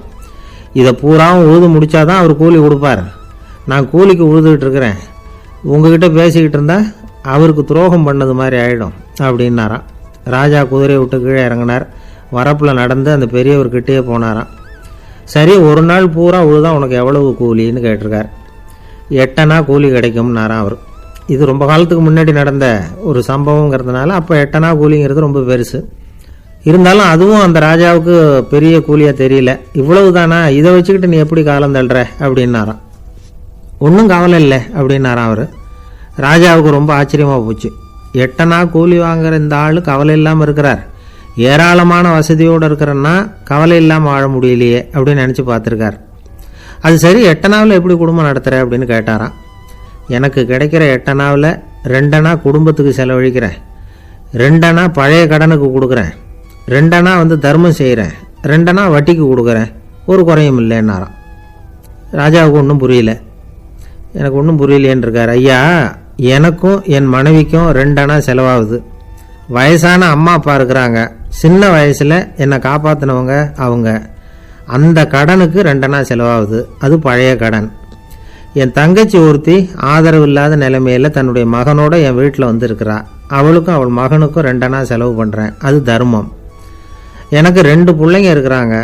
அவங்களுக்கு 2 அணா செலவு பண்ணுறேன். அது வட்டிக்கு கொடுக்கறது மாதிரி. பிற்காலத்தில் அவங்க எங்களை காப்பாற்றுவாங்க. அந்த வகையில் நான் திருப்தியோடு வாழ்ந்துக்கிட்டு இருக்கிறேன் அப்படின்னாராம். ராஜாவுக்கு அர்த்தம் புரிய ஆரம்பிச்சுதான். அந்த பெரிய நிலத்தை விலை கொடுத்து வாங்கி அந்த பெரியவருக்கே தானமாக கொடுத்துட்டாராம். இப்போ உழுதவருக்கே நிலம் சொந்தமாயிட்டுது. அன்னையிலேருந்து அரசனுக்கும் ஆறுதல் கிடைச்சிதான். இப்படி ஒரு கதை சொல்லுவாங்க.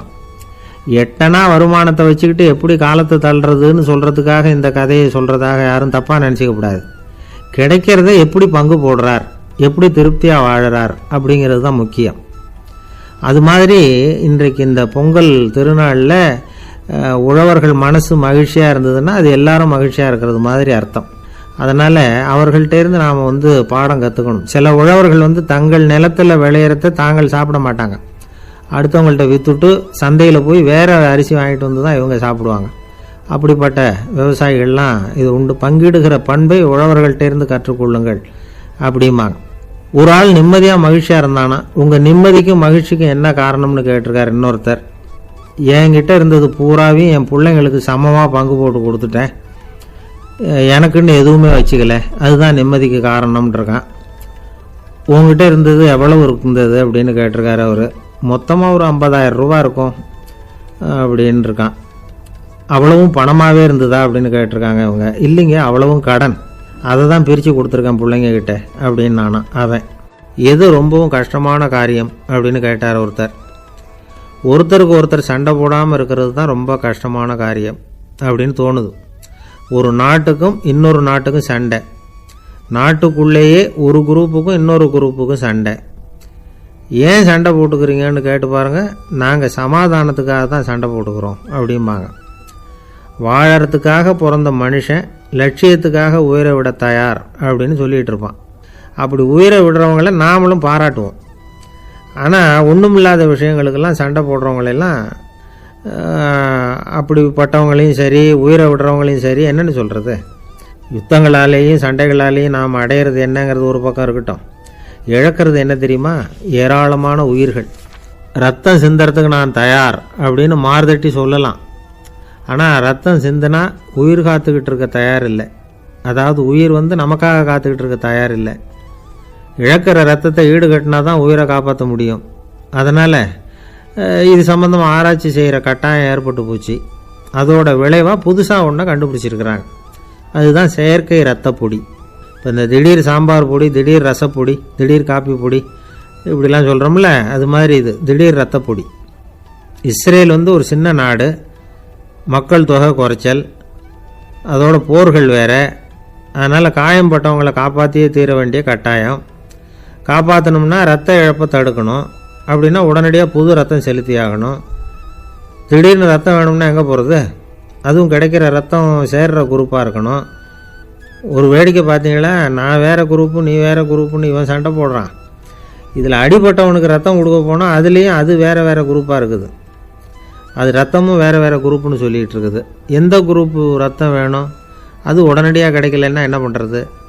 இப்படிப்பட்ட கஷ்டம்லாம் நமக்கு வந்துடுது. இதுக்காக தான் விஞ்ஞானிகள் இந்த ரத்த பொடியை கண்டுபிடிச்சிருக்கிறாங்க. அதாவது ஒரு ஆள் அடிபட்டு போட்டான்னு வச்சுங்களேன், அவனுக்கு ரத்தம் கிடைக்கல. உடனே என்ன பண்ணலாம்? இந்த சுத்தப்படுத்தப்பட்ட தண்ணீரை கொஞ்சம் எடுத்துக்க வேண்டியது, அதில் இந்த ரத்த பொடியை கரைக்க வேண்டியது. இப்போ இந்த செயற்கை ரத்தம் தயாராகிட்டுது. இதை அந்த ஆள் உடம்புல ஏற்றி விட்டுற வேண்டியது. இயற்கையாக நம்ம உடம்புல இருக்கிற ரத்தம் என்னென்ன வேலை செய்யுதோ அதே வேலையை இதுவும் செய்யும். அதாவது ஆக்சிஜனை உடம்புல எல்லா இடத்துக்கும் எடுத்துகிட்டு போகுது. அந்த வேலையை இந்த செயற்கை ரத்தமும் செஞ்சுருது. ஆனால் ஒரு விஷயம், இந்த செயற்கை ரத்தம் ஒரு அவசரத்துக்கு தான் உபயோகப்படுத்தலாம், ஒரு முதல் உதவி மாதிரி. அதை அப்படியே நிரந்தரமாக விட்டுற முடியாது.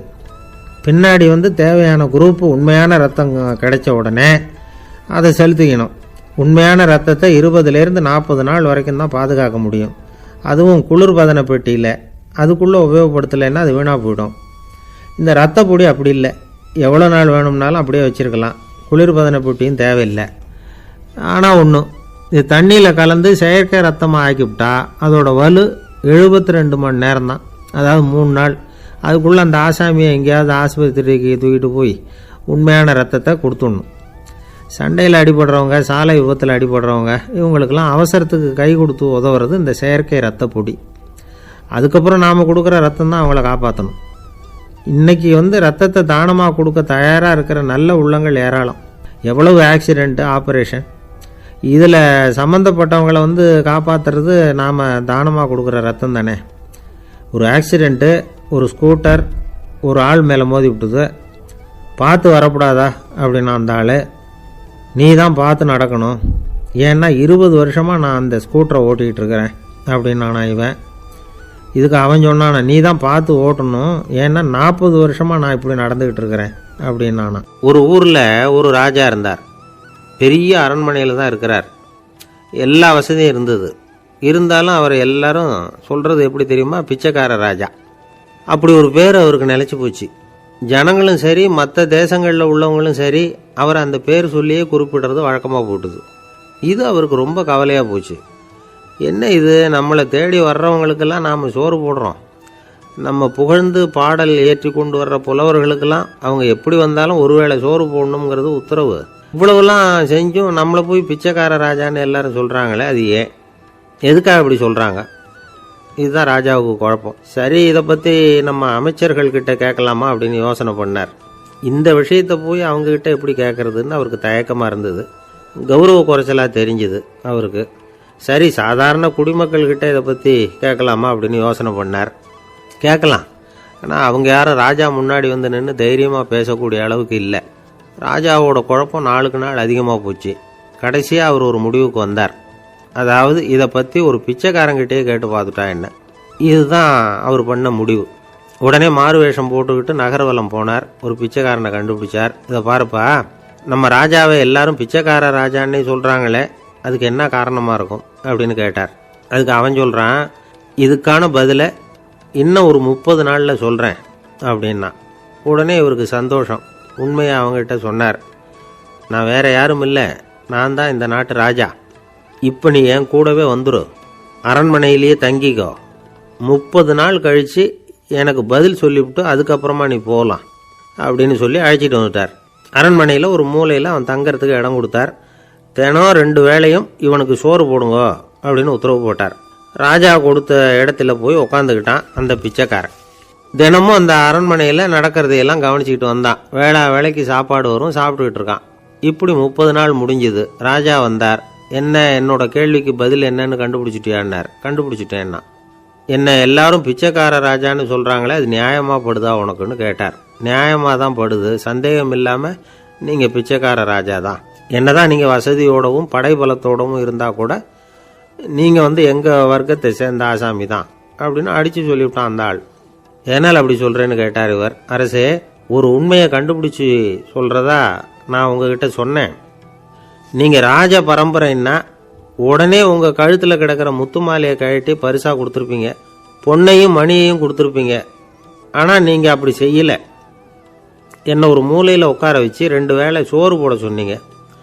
உங்களை தேடி யார் வந்தாலும், யார் பாராட்டி பேசினாலும் அல்லது பிரச்சனைகளை சொன்னாலும் நீங்கள் செய்கிற ஒரே காரியம் சோறு போடுறது தான். பிச்சைக்காரனுக்கு சோறு மட்டும்தான் உலகம். உங்கள் விஷயத்திலையும் நீங்கள் அப்படி தான் நினைக்கிறதாக தெரியுது. நல்லா கவனிங்க. எந்த ஒரு பிரச்சனைக்கும் சோறு தான் முடிவுன்னு நினைக்கிறீங்க பாருங்கள்.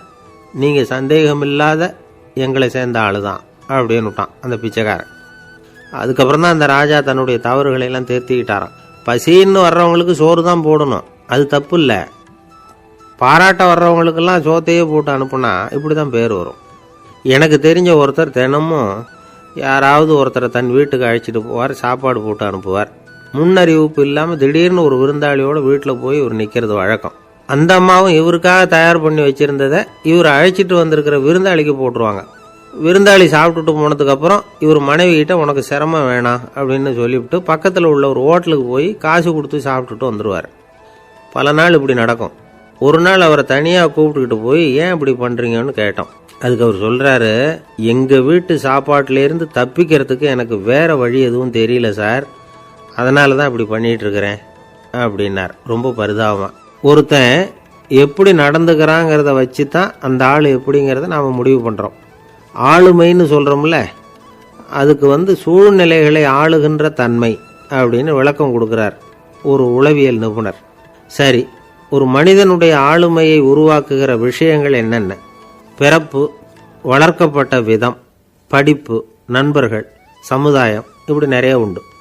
ஆளுமையின் அடிப்படையில் சில மனநோய்கள் உண்டாகுது. அதெல்லாம் என்னென்னங்கிறத தெரிஞ்சு வச்சுக்கிட்டோம்னா நம்ம கூட இருக்கிறவங்கள அடையாளம் கண்டுபிடிக்கிறதுக்கு அது ரொம்ப உபயோகமாக இருக்கும். ஃப்ரெனாய்டு ஆளுமை அப்படின்னு ஒன்று. இந்த கோளாறு உள்ளவங்க எப்படி இருப்பாங்க தெரியுமா? அதிக உணர்ச்சி, சந்தேகம், பொறாமை இதெல்லாம் அதிகமாக இருக்கும். வளைஞ்சு கொடுக்க மாட்டாங்க. அடுத்தவங்களோட இணக்கமான உறவு இருக்காது. அவங்க செய்கிற தப்புக்கெல்லாம் அடுத்தவங்களை குறை சொல்லிகிட்டு இருப்பாங்க. இது ஒரு ரகம். அடுத்தது ஸ்கிசாய்டு ஆளுமை அப்படின்னு சொல்கிறாங்க. இந்த கோளாறு உள்ளவங்க அடுத்தவங்களோட பழக கூச்சப்படுவாங்க. சின்ன வயசுலேயே இது ஆரம்பமாயிடுது. பகல் கனவுலேயே சஞ்சரிப்பாங்க. அவங்களுடைய விரோதம், கோபம் இதை கூட வெளியில் காட்டிக்க முடியாமல் இருப்பாங்க. இவங்களுக்கு அகமுகம், பிரச்சனைகள்லேருந்து ஒதுங்கி எதுலேயும் ஈடுபாடு இல்லாதவங்களாக இருப்பாங்க. இப்படி ஒரு ரகம். அடுத்தது சைக்ளோதமிக் ஆளுமை அப்படின்னு சொல்கிறாங்க. அது என்னென்னா, உணர்ச்சிகளில் ஏற்றத்தாழ்வு அதிகமாக இருக்குமா.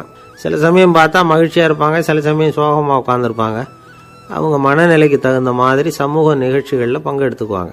இன்னொரு வகை என்னென்னா எண்ணப்பீடிகை ஆளுமை அப்படின்னு பேர் வச்சுருக்கிறாங்க. அதுக்கு இவங்களுக்கெல்லாம் கரெக்டாக இருக்கணும். எல்லாம் சட்டத்திட்டம், இதுலேயும் ஒரு ஒழுங்குமுறை, இப்படி எதிர்பார்க்குற மனோபாவம். இவங்க எதிர்பார்ப்புக்கும் வரன்முறைக்கும் மற்றவங்க கட்டுப்படணும்னு நினைப்பாங்க. இந்த நிலைமை நீடித்தா என்ன ஆகும் தெரியுமா? அலைக்கழிக்கிற எண்ணங்கள் திரும்ப திரும்ப ஒரே செயலை செய்ய தூண்டுற மனத்தளர்ச்சிக்கு ஆளாயிடுறாங்க. அடுத்தது ஹிஸ்டீரியா ஆளுமை. சின்ன விஷயத்தையெல்லாம் பெருசுப்படுத்தி நாடகமாக்குற நடிகர்கள் இவங்க. உணர்ச்சி அதிகம் உள்ளவங்க.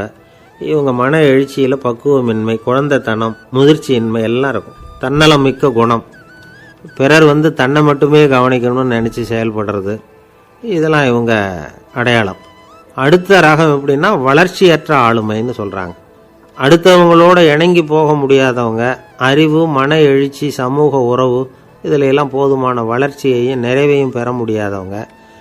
இவங்களால வாழ்க்கையில் முன்னேற முடியாது. பிச்சைக்காரங்க, குற்றவாளிகள், இவங்ககிட்டெல்லாம் இது மாதிரியான ஆளுமை அதிகமாக இருக்குமா. அடுத்தது என்னென்னா சோர்வுடைய ஆளுமை.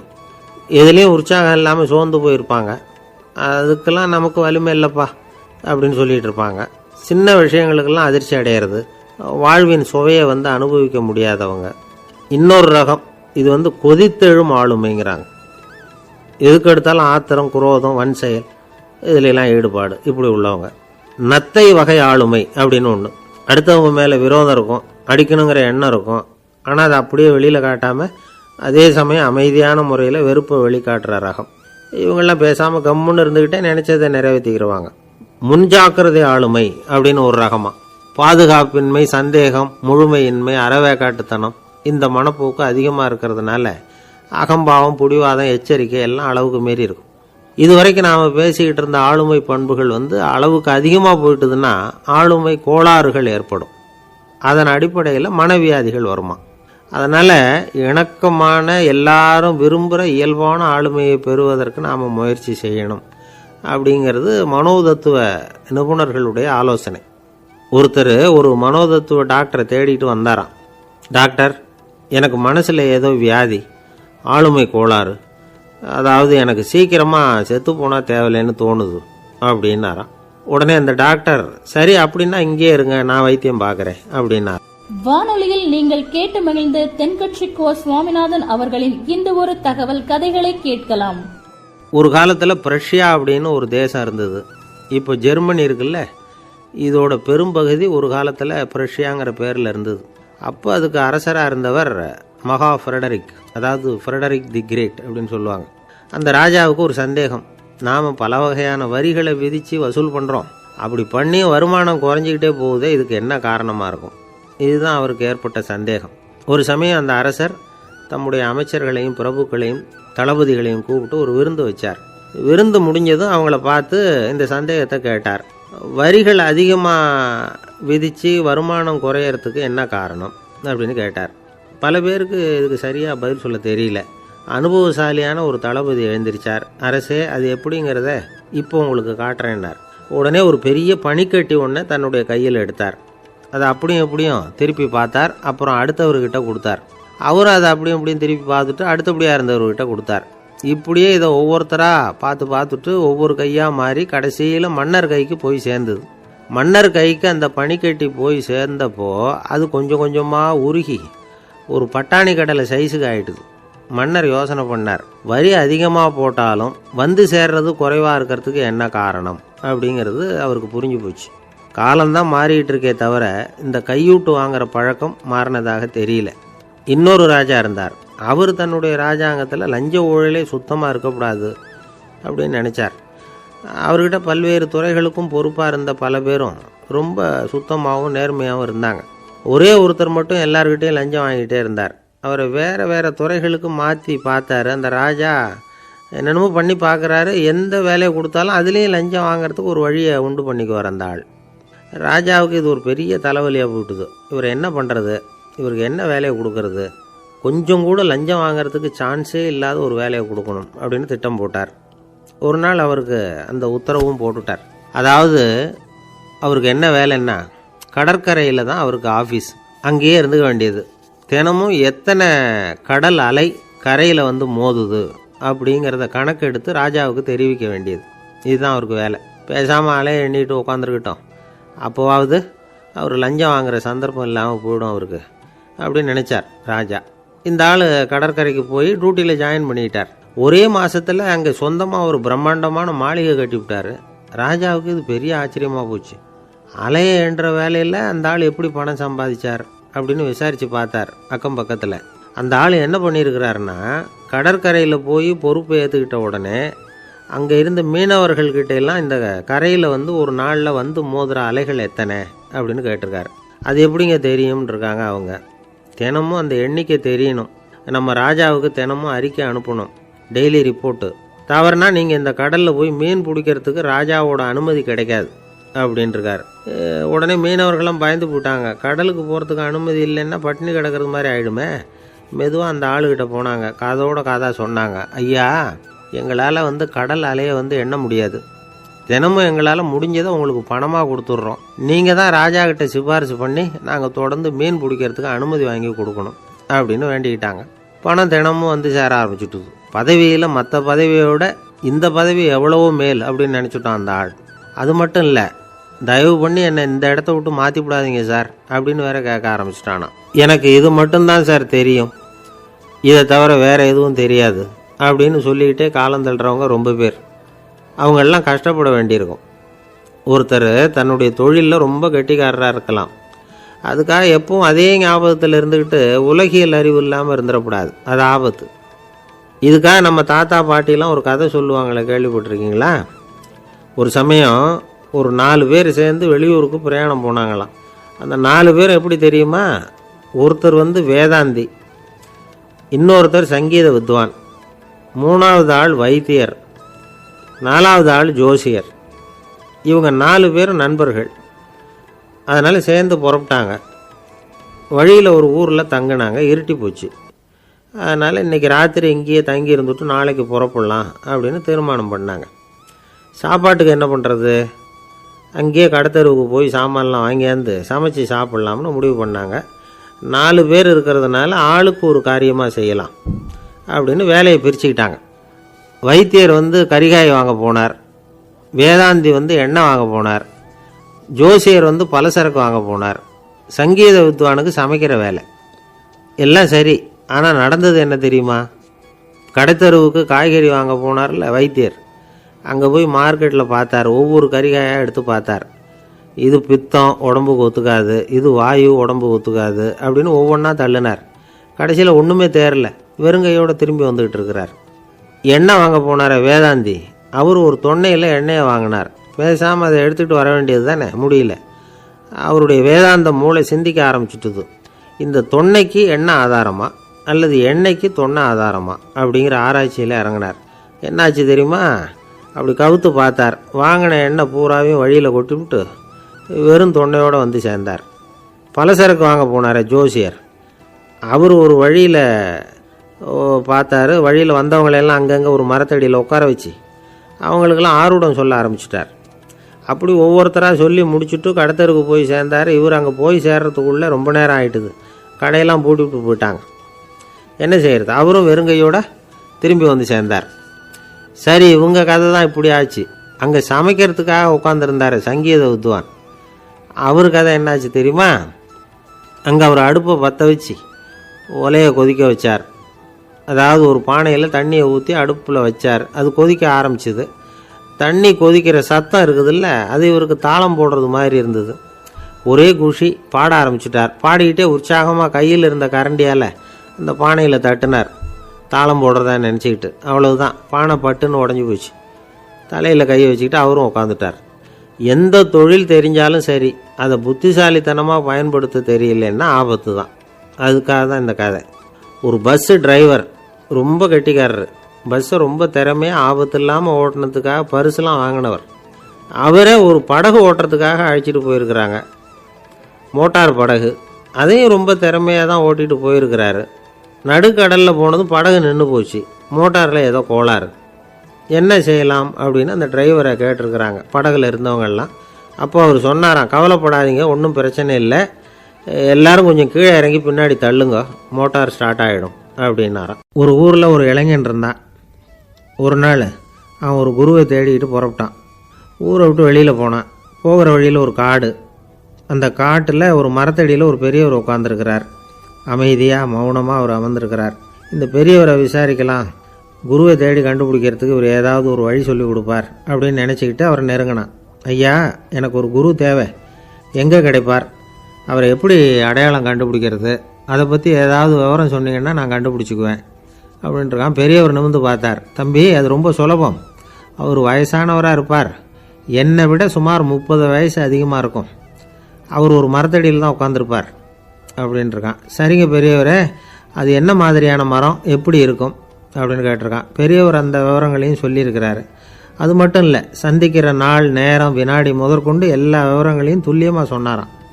இவ்வளவு விவரங்களை இவரால் எப்படி சொல்ல முடியுது அப்படின்னு இவனுக்கு ஆச்சரியம். இருந்தாலும் அந்த பெரியவர் கடைசியாக ஒரு விவரம் சொன்னார். அது என்ன தெரியுமா? எப்படியும் நீ அவரை சந்திக்கிறதுக்கு ஒரு 30 வருஷம் ஆகும் அப்படின்னு சொல்லிவிட்டாராம். ரொம்ப நன்றிங்க பெரியவரே அப்படின்னு சொல்லிவிட்டு அந்த இளைஞன் புறப்பட்டுருக்கான். இப்போ அவனுக்கு குரு பற்றின விவரம் எல்லாம் கிடைச்சிட்டுது, சந்திக்கிற நேரமும் தெரிஞ்சுட்டுது. ஆனால் 30 வருஷம் அவரை தேடி அலைய வேண்டியிருக்குமே. அவன் தேட ஆரம்பித்தான். காடு மலை எல்லாம் சுற்றி அலைஞ்சான். பல வருஷங்கள் தேடினான், அழுத்து போயிட்டான். கடைசியில் அவனுக்கும் வயசாகிட்டுது. கடைசியில் தன்னுடைய சொந்த ஊருக்கே திரும்பி போய்கிட்டு இருந்தான். அங்கே ஒரு மரத்தடியில் அவன் தேடிக்கிட்டு இருந்த குருநாதர் கிடைச்சார். யார் அவருன்னா, 30 வருஷத்துக்கு முன்னாடி வழி சொல்லி கொடுத்தாருல அதே பெரியவர். அவருக்கு இப்போ 30 வயசு அதிகமாக இருந்தது. அதே மரம். அன்னைக்கு பெரியவர் சொன்ன அடையாளம் இப்போ பொருத்தமாக இருந்தது. இப்போ அந்த பெரியவர் சொன்னார், சரியாக வந்து சேர்ந்துட்டேன், வா, உனக்காக தான் நான் இவ்வளவு காலமும் காத்துக்கிட்டு இருந்தேன் அப்படின்னாராம். என்ன சொல்கிறீங்கன்றிருக்கான். 30 வருஷத்துக்கு முன்னாடி என்கிட்ட வந்தியே, அப்போவே என் காலம் வந்து முடிஞ்சு போயிருந்தது. அப்போவே என்ன உனக்கு அடையாளம் தெரியல, அதனால் இவ்வளவு காலம் உனக்காக காத்துட்டு இருக்கும்படி ஆகிட்டுது அப்படின்னாராம். ஐயா, அப்போவே நீங்கள் சொல்லியிருக்கலாமே, இதுதான் 30 வருஷம் கழித்து நீ சந்திக்க போகிற இடம், நான் தான் உன்னுடைய குரு அப்படின்னு சொல்லியிருக்கலாமே அப்படின்ட்டுருக்கான். அந்த பெரியவர் சிரிச்சுக்கிட்டே இதுக்கு பதில் சொன்னாராம். நான் எவ்வளவோ விவரமாக தான் சொன்னேன், நீ சரியாக புரிஞ்சிக்கல. காரணம், அப்போ நீ போதுமான அளவுக்கு பக்குவம் பெற்றிருக்கவில்லை, அதனால் புரியும் சக்தி இல்லாமல் போயிட்டுதப்போ 30 ஆண்டு காலம் நீ அலைஞ்சி தெரிஞ்சிருக்கிற. அது காரணமாக இப்போ உனக்கு அந்த பக்குவம் வந்துட்டுது, அதனால தான் அடையாளம் காண முடிஞ்சுது, நானே உன்னுடைய குரு அப்படின்னாராம். இதுலேருந்து என்ன தெரியுதுன்னா, ஆன்மீகத்தில் மாணவனாக சேர்றதுக்கு கூட ஒரு பக்குவத்தன்மை தேவைப்படுது. ஒரு பெரிய ஞானி, அவர்கிட்ட சீடனாக இருக்க ஒருத்தன் வந்தான், எதிரில் நின்னான். ஞானி அவனை வெகு நேரம் உற்று பார்த்தார். அப்புறம் சொன்னார், சீடனாக இருக்கிறது ரொம்ப சிரமம்னார். நான் தயாராக இருக்கிறேன்னா. அது இன்னமும் சிரமமாச்சே, இங்கே வந்து குருவாக இருக்கிறது மட்டுமே சுலபம் அப்படின்னாராம். அப்படின்னா நான் குருவாகவே ஆயிடுறேன் அப்படின்னானா. இது போலவே இந்த காலத்தில் கதை ஒன்று உண்டு. ஒரு பள்ளிக்கூடத்தில் வகுப்பு ஆசிரியர் மாணவனை திட்டிக்கிட்டு இருந்தார். டேய், நீ 100க்கு 10 மார்க்கு தான் வாங்கிக்கிட்டு இருக்க, இவ்வளவு மோசமாக நீ படித்தா கடைசியில் மாடு மேய்க்கிறது கூட லாய்க்கு இல்லாதவனா ஆகிடுவேன், அதுக்கப்புறம் என்ன செய்ய போகிற அப்படின்னாராம். பையன் தலையை சொரிஞ்சிக்கிட்டே சொன்னானா, சார் அப்படின்னா ஒன்று செய்கிறேன் அப்படின்னானா. இவர் கேட்டிருக்கார், என்ன செய்ய போகிறேன்னு. வேற என்ன சார், உங்களை மாதிரி ஒரு ஆசிரியர் ஆகிடுறேன் அப்படின்னு நானும். இமயமலை அடிவாரத்தில் ஒரு மடம், அங்கே ஒரு சன்னியாசி இருந்தார். அவர்கிட்ட ஒருத்தர் வந்தார், சுவாமி ஆசையை உதற நினைக்கிறேன், முடியல, ஒட்டிக்கிட்டே வருது அப்படின்னாராம். இப்படி உட்கார ஒரு கதை சொல்கிறேன் அப்படின்னு சொல்லி அவர் சொல்ல ஆரம்பித்தாராம். அவர் சொன்ன கதை என்னென்னா, ஒரு ஊரில் ஒரு ஆள் இருந்தான். அவன் பேர் குப்புசாமி. அவன்கிட்ட எப்பவும் ஒரு பழைய தொப்பி இருக்கும், விடவே மாட்டான். அதனால் அவனை எல்லோரும் தொப்பி சாமி அப்படின்னு தான் கூப்பிடுறது வழக்கம். ஒரு புது தொப்பி வாங்கிக்கப்படாதாப்பா அப்படின்னு நண்பர்கள்லாம் சொல்லி பார்த்தாங்க. பணத்துக்கு எங்கே போவேன் அப்படின்னு விட்டானான். பணம் வச்சுருக்கான், செலவு பண்ண மனசு வரல, மகா கஞ்சன். பழைய பாட்டில்கள்லாம் வாங்கி விற்றுக்கிட்டு இருந்தான். அப்படி ஒரு தடவை பழைய கண்ணாடி சாமான்களை ஏலத்தில் எடுத்தப்போ அதில் ஒரு அருமையான சென்ட்டு பாட்டில் கிடச்சிது. உடனே ஒரு ஐடியா பண்ணான். அந்த சென்ட்டை சின்ன சின்ன பாட்டில்களில் அடைச்சி ஜன்னல் ஓரமாக அடுக்கி வச்சுட்டான். அதை விற்றா நிறைய பணம் கிடைக்குமே. அதனால் இதுக்கு இடையில் ஒரு நாள் அவன் அப்படியே உட்காந்துருந்தான். அந்த நேரம் நண்பன் வந்தான். ஏண்டா உன் பழைய தொப்பியை மாற்றப்படாதா, ஊரில் எல்லோரும் கேலி பேசுகிறாங்களே ஒன்று தொப்பி சாமின்னு அப்படின்னு சொல்லி கேட்டிருக்கான். இந்த சென்ட்டு பாட்டில் விற்றதும் பணம் வரும், அதுக்கப்புறம் பார்க்கலாம் அப்படின்னு நானா. இவன் சரி வா நீச்சல் குளத்துக்கு போயிட்டு வருவோம் அப்படின்னு கூப்பிட்ருக்கான் நண்பன். 2 பேரும் போனாங்க. அதே நேரம் அந்த ஊர் நீதிபதியும் அங்கே குளிக்க வந்தாராம். அவர்கிட்ட இருந்தது விலை வசந்த ஒரு புது தொப்பி. அதை அங்கே இருந்த ஸ்டாண்டில் மாட்டிவிட்டு குளிக்க போனார். இதுக்கிடையில் குப்புசாமி குளிச்சுட்டு வந்தான். அவனுடைய பழைய தொப்பியை காணலை. அந்த புது தொப்பியை பார்த்தா இது நண்பனுடைய வேலை தான் அப்படிங்கிறதாக புரிஞ்சுக்கிட்டு அதை எடுத்து மாட்டிகிட்டு வந்துட்டான். நீதிபதி குளிச்சுட்டு வந்து பார்க்குறாரு, தொப்பியை காணும். போலீஸில் புகார் கொடுத்தார். அவங்க தேடினாங்க. ஒரு மூலையில் பழைய தொப்பி கிடச்சிது. அடடா இது நம்ம குப்புசாமியோட தொப்பி இல்லையா அப்படின்னு நானா ஒருத்தன். உடனே அவன் வீட்டுக்கு தேடிட்டு போயிருக்காங்க. அங்கே போய் பார்த்தா புது தொப்பி அங்கே இருக்குது. உடனே அவனுக்கு 1000 ரூபாய் அபராதம் போட்டாங்களாம். அவன் பணத்தை கட்டிவிட்டு ரொம்ப எரிச்சலோடு வீட்டுக்கு வந்தான். பழைய தொப்பி கண்ணில் பட்டுது. மறுபடியும் உன்னால் தானே எனக்கு 1000 ரூபா நஷ்டம் அப்படின்னு சொல்லி அதை எடுத்துக்கிட்டு அப்படி போயிருக்கான். அந்த ஊர் குளத்தில் வீசி எரிஞ்சிட்டு வந்துட்டான். அது மீன் பிடிக்கிற ஒருத்தன் கையில் சிக்கிச்சு. அவன் வர்ற வழியில் அதை எடுத்து வேகமாக வீசி எறிஞ்சான். அது நேராக குப்புசாமி வீட்டு ஜன்னல் வழியாக உள்ளே இந்த சென்ட்டு பாட்டில்கள் மேலே விழுந்து எல்லாம் உடஞ்சி நொறுங்கி போச்சு. குப்புசாமி பார்த்தான். தோட்டத்தில் ஆழமாக ஒரு குழியை வெட்டினான். அந்த தொப்பியை போட்டான், மூடிவிட்டான். இதை அடுத்த வீட்டுக்காரன் பார்த்தான். ஏதோ புதையல் தான் வச்சுருக்கான் போல இருக்குன்னு நினச்சான். போலீஸில் போய் புகார் கொடுத்துட்டான். மறுபடியும் போலீஸ் குழியை தோண்டினாங்க. பழைய தொப்பி மறுபடியும் வெளியில் வந்தது. எல்லாரும் சிரிக்கிறாங்க. அன்னைக்கு ராத்திரியே அந்த தொப்பியை எடுத்துக்கிட்டு நேராக புறப்பட்டான். ஒரு கல்லில் அதை சேர்த்து கட்டி குடிநீர் தொட்டி இருக்கும்ல அதில் போட்டுட்டு வந்துட்டான். இனிமேல் என்ன பண்ணும் பார்ப்போன்னு. ஒரு நாள் திடீர்னு குழாயெல்லாம் அடைப்பட்டு போச்சு. மாநகராட்சி அலுவலர்கள் என்னன்னு பார்த்தா அந்த பழைய தொப்பி குழாயை அடைச்சிக்கிட்டு இருக்குது. இது குப்புசாமியோட தொப்பிங்கிறது தான் எல்லாருக்கும் தெரியுமே. உடனே குடிநீரை பாழாக்கணத்துக்காக குப்புசாமிக்கு கோர்ட்டு 2500 ரூபா அபராதம் போட்டுவிட்டுது. அதையும் கட்டிவிட்டு வெளில வந்தான். கடைசியாக முடிவு பண்ணான். ஒரு நெருப்பு குச்சியை கிழிச்சான். தொப்பியை கொளுத்தினான். எரிஞ்சுது. எடுத்து வெளில எரிஞ்சான். கொஞ்ச நேரத்தில் தீ அணைப்பு படம் வந்துட்டுது. ஆமாம், இவன் எடுத்து எரிஞ்சது வெளியில் விழுந்து வீட்டு கூரையே பற்றிக்கிட்டு எரிய ஆரம்பிச்சுட்டுது. அவனோட பணத்தாசையும் அதோடு சேர்ந்து எரிஞ்சு போச்சான். இப்படி ஒரு கதை. இந்த கதையை சொல்லி முடித்தார் அந்த இமயமலை அடிவாரத்தில் இருந்த சன்னியாசி. இப்போ அந்த குப்புசாமி எங்கே இருக்கிறான்னு கேட்டார் எதிரில் இருந்தவர். இதோ உன் எதிரிலே இருக்கிறான், நான் தான் அந்த குப்புசாமி அப்படின்னாரான் அந்த சன்னியாசி. அந்த குப்புசாமிகிட்ட இருந்தது மாதிரி ஒரு பழைய தொப்பி நம்ம ஒவ்வொருத்தர்கிட்டையும் உண்டு. அதை எப்படி தொலைக்கிறதுன்னு தெரியாமல் தடுமாறிக்கிட்டு இருக்கிறோம். அது என்ன தொப்பிங்கிறீங்களா? அதுதான் நம்மை சூழ்ந்திருக்கிற மாயை அப்படிங்கிறார் சுவாமி சின்மயானந்தர். மெய்ஞானம் கிடைக்கிறப்போ மாயை எரிஞ்சு போகும் அப்படிங்கிறது அவருடைய கருத்து. நம்மால் ஒருத்தர் வேகமாக ஓடி வந்தார். காலில் மாட்டியிருந்த பழைய செருப்பு 2 ஆவேசமாக தூக்கி ஒரு கிணத்துல போட்டுட்டு வெறுங்காலோடு நடந்து வந்துக்கிட்டு இருக்கிறார்.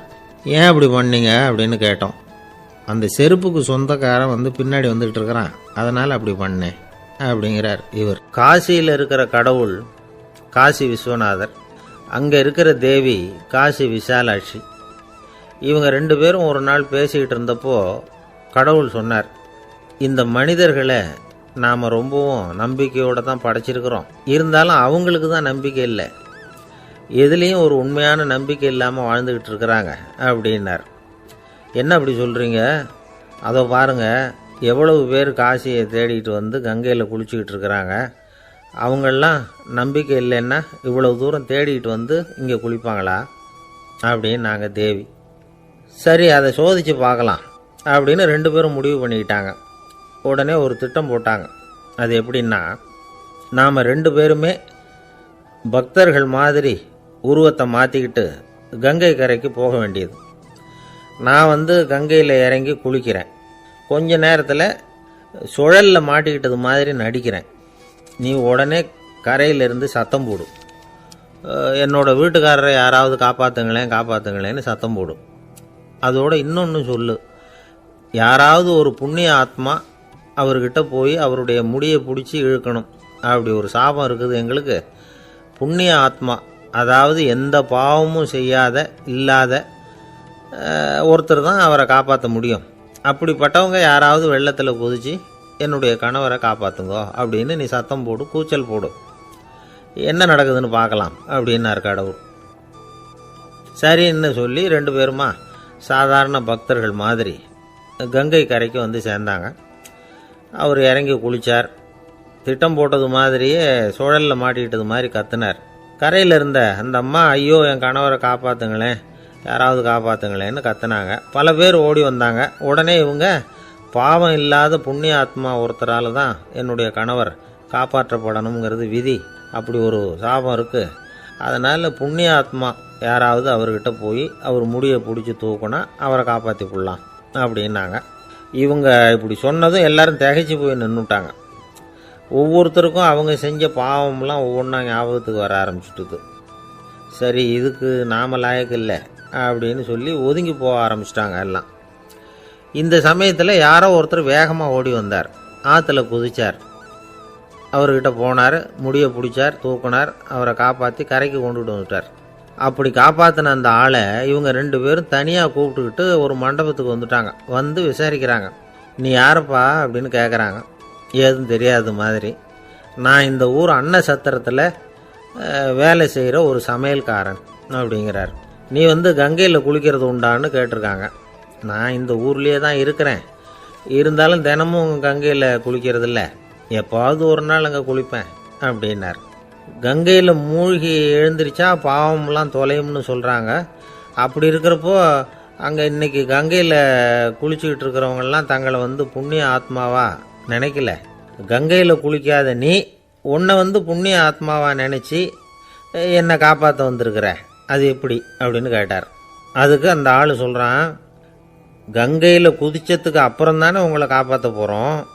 அப்படி குதிக்கும் பொழுது என்னுடைய பாவம்லாம் போயிருக்கும்ல, நான் புண்ணிய ஆத்மாவாக ஆயிருப்பேனே, அதனால தான் துணிஞ்சு வந்து உங்களை காப்பாற்றினேன் அப்படின்னா. கடவுளும் தேவியும் அவனுக்கு வந்து காட்சி கொடுத்தாங்களாம். இப்படி ஒரு கதை உண்டு. அதாவது கங்கையில் குளிச்சுக்கிட்டு இருக்கிறவங்களுக்கே தங்களுடைய பாவம் போகுங்கிற நம்பிக்கை பரிபூர்ணமாக இல்லை. குளிக்காத ஒருத்தனுக்கு அந்த நம்பிக்கை இருந்தது. அதனால் அவனால் கடவுளை பார்க்க முடிஞ்சது. கடவுளை வந்து நாமளும் பார்க்க முடியுமா முடியாதா அப்படிங்கிற குழப்பம்லாம் நமக்கு வேண்டியதில்லை. நம்பிக்கையோடு வாழணுங்கிற உண்மையை மட்டும் இந்த கதையிலேருந்து புரிஞ்சுக்கிட்டா போதும். ஏன்னா இந்த கதையை கேட்டுட்டு ஒரு நண்பன் குதர்க்கமாக ஒரு கேள்வி கேட்டான். ஏன் சார், கங்கையில் குளித்தா பாவம் போயிடும்னு சொல்கிறீங்களே, நான் எனக்கு வேண்டாத ஒருத்தனை அழைச்சிட்டு போய் கங்கையிலேயே தள்ளி விட்டுட்டு அதுக்கப்புறம் அங்கேயே முழுக்க போட்டுட்டு நான் செஞ்ச பாவத்தை வந்து அதுலேயே கழுவி விட்டுட்டு மறுபடியும் உங்ககிட்ட வந்துடுறேன்னு வச்சுக்கோங்க, நீங்கள் என்னை வந்து புண்ணிய ஆத்மான்னு ஏற்றுக்குவீங்களா அப்படிங்கிறான். ஆள் கொஞ்சம் ஆசைந்தான், நம்மளே அங்கே அழைச்சிட்டு போனாலும் போயிடுவான். வாழ்க்கையில் சில சந்தர்ப்பங்களில் நாம் வந்து சில அவமானங்களை சந்திச்சே தீர வேண்டியிருக்கு. என்ன பண்ணுறது, காலம் அப்படி. அவமானப்படுறவங்க உடனே அடங்கி போய்டுறது தான் உலக வழக்கம். அவமானப்பட்டால் உடனே சீறி எழறவங்களும் உண்டு. ஆனால் அதையே ஒரு சவாலாக எடுத்துக்கிட்டு முன்னுக்கு வர்றவங்களும் சில பேர் இருக்கிறாங்க. அவங்க ரொம்ப அபூர்வம்.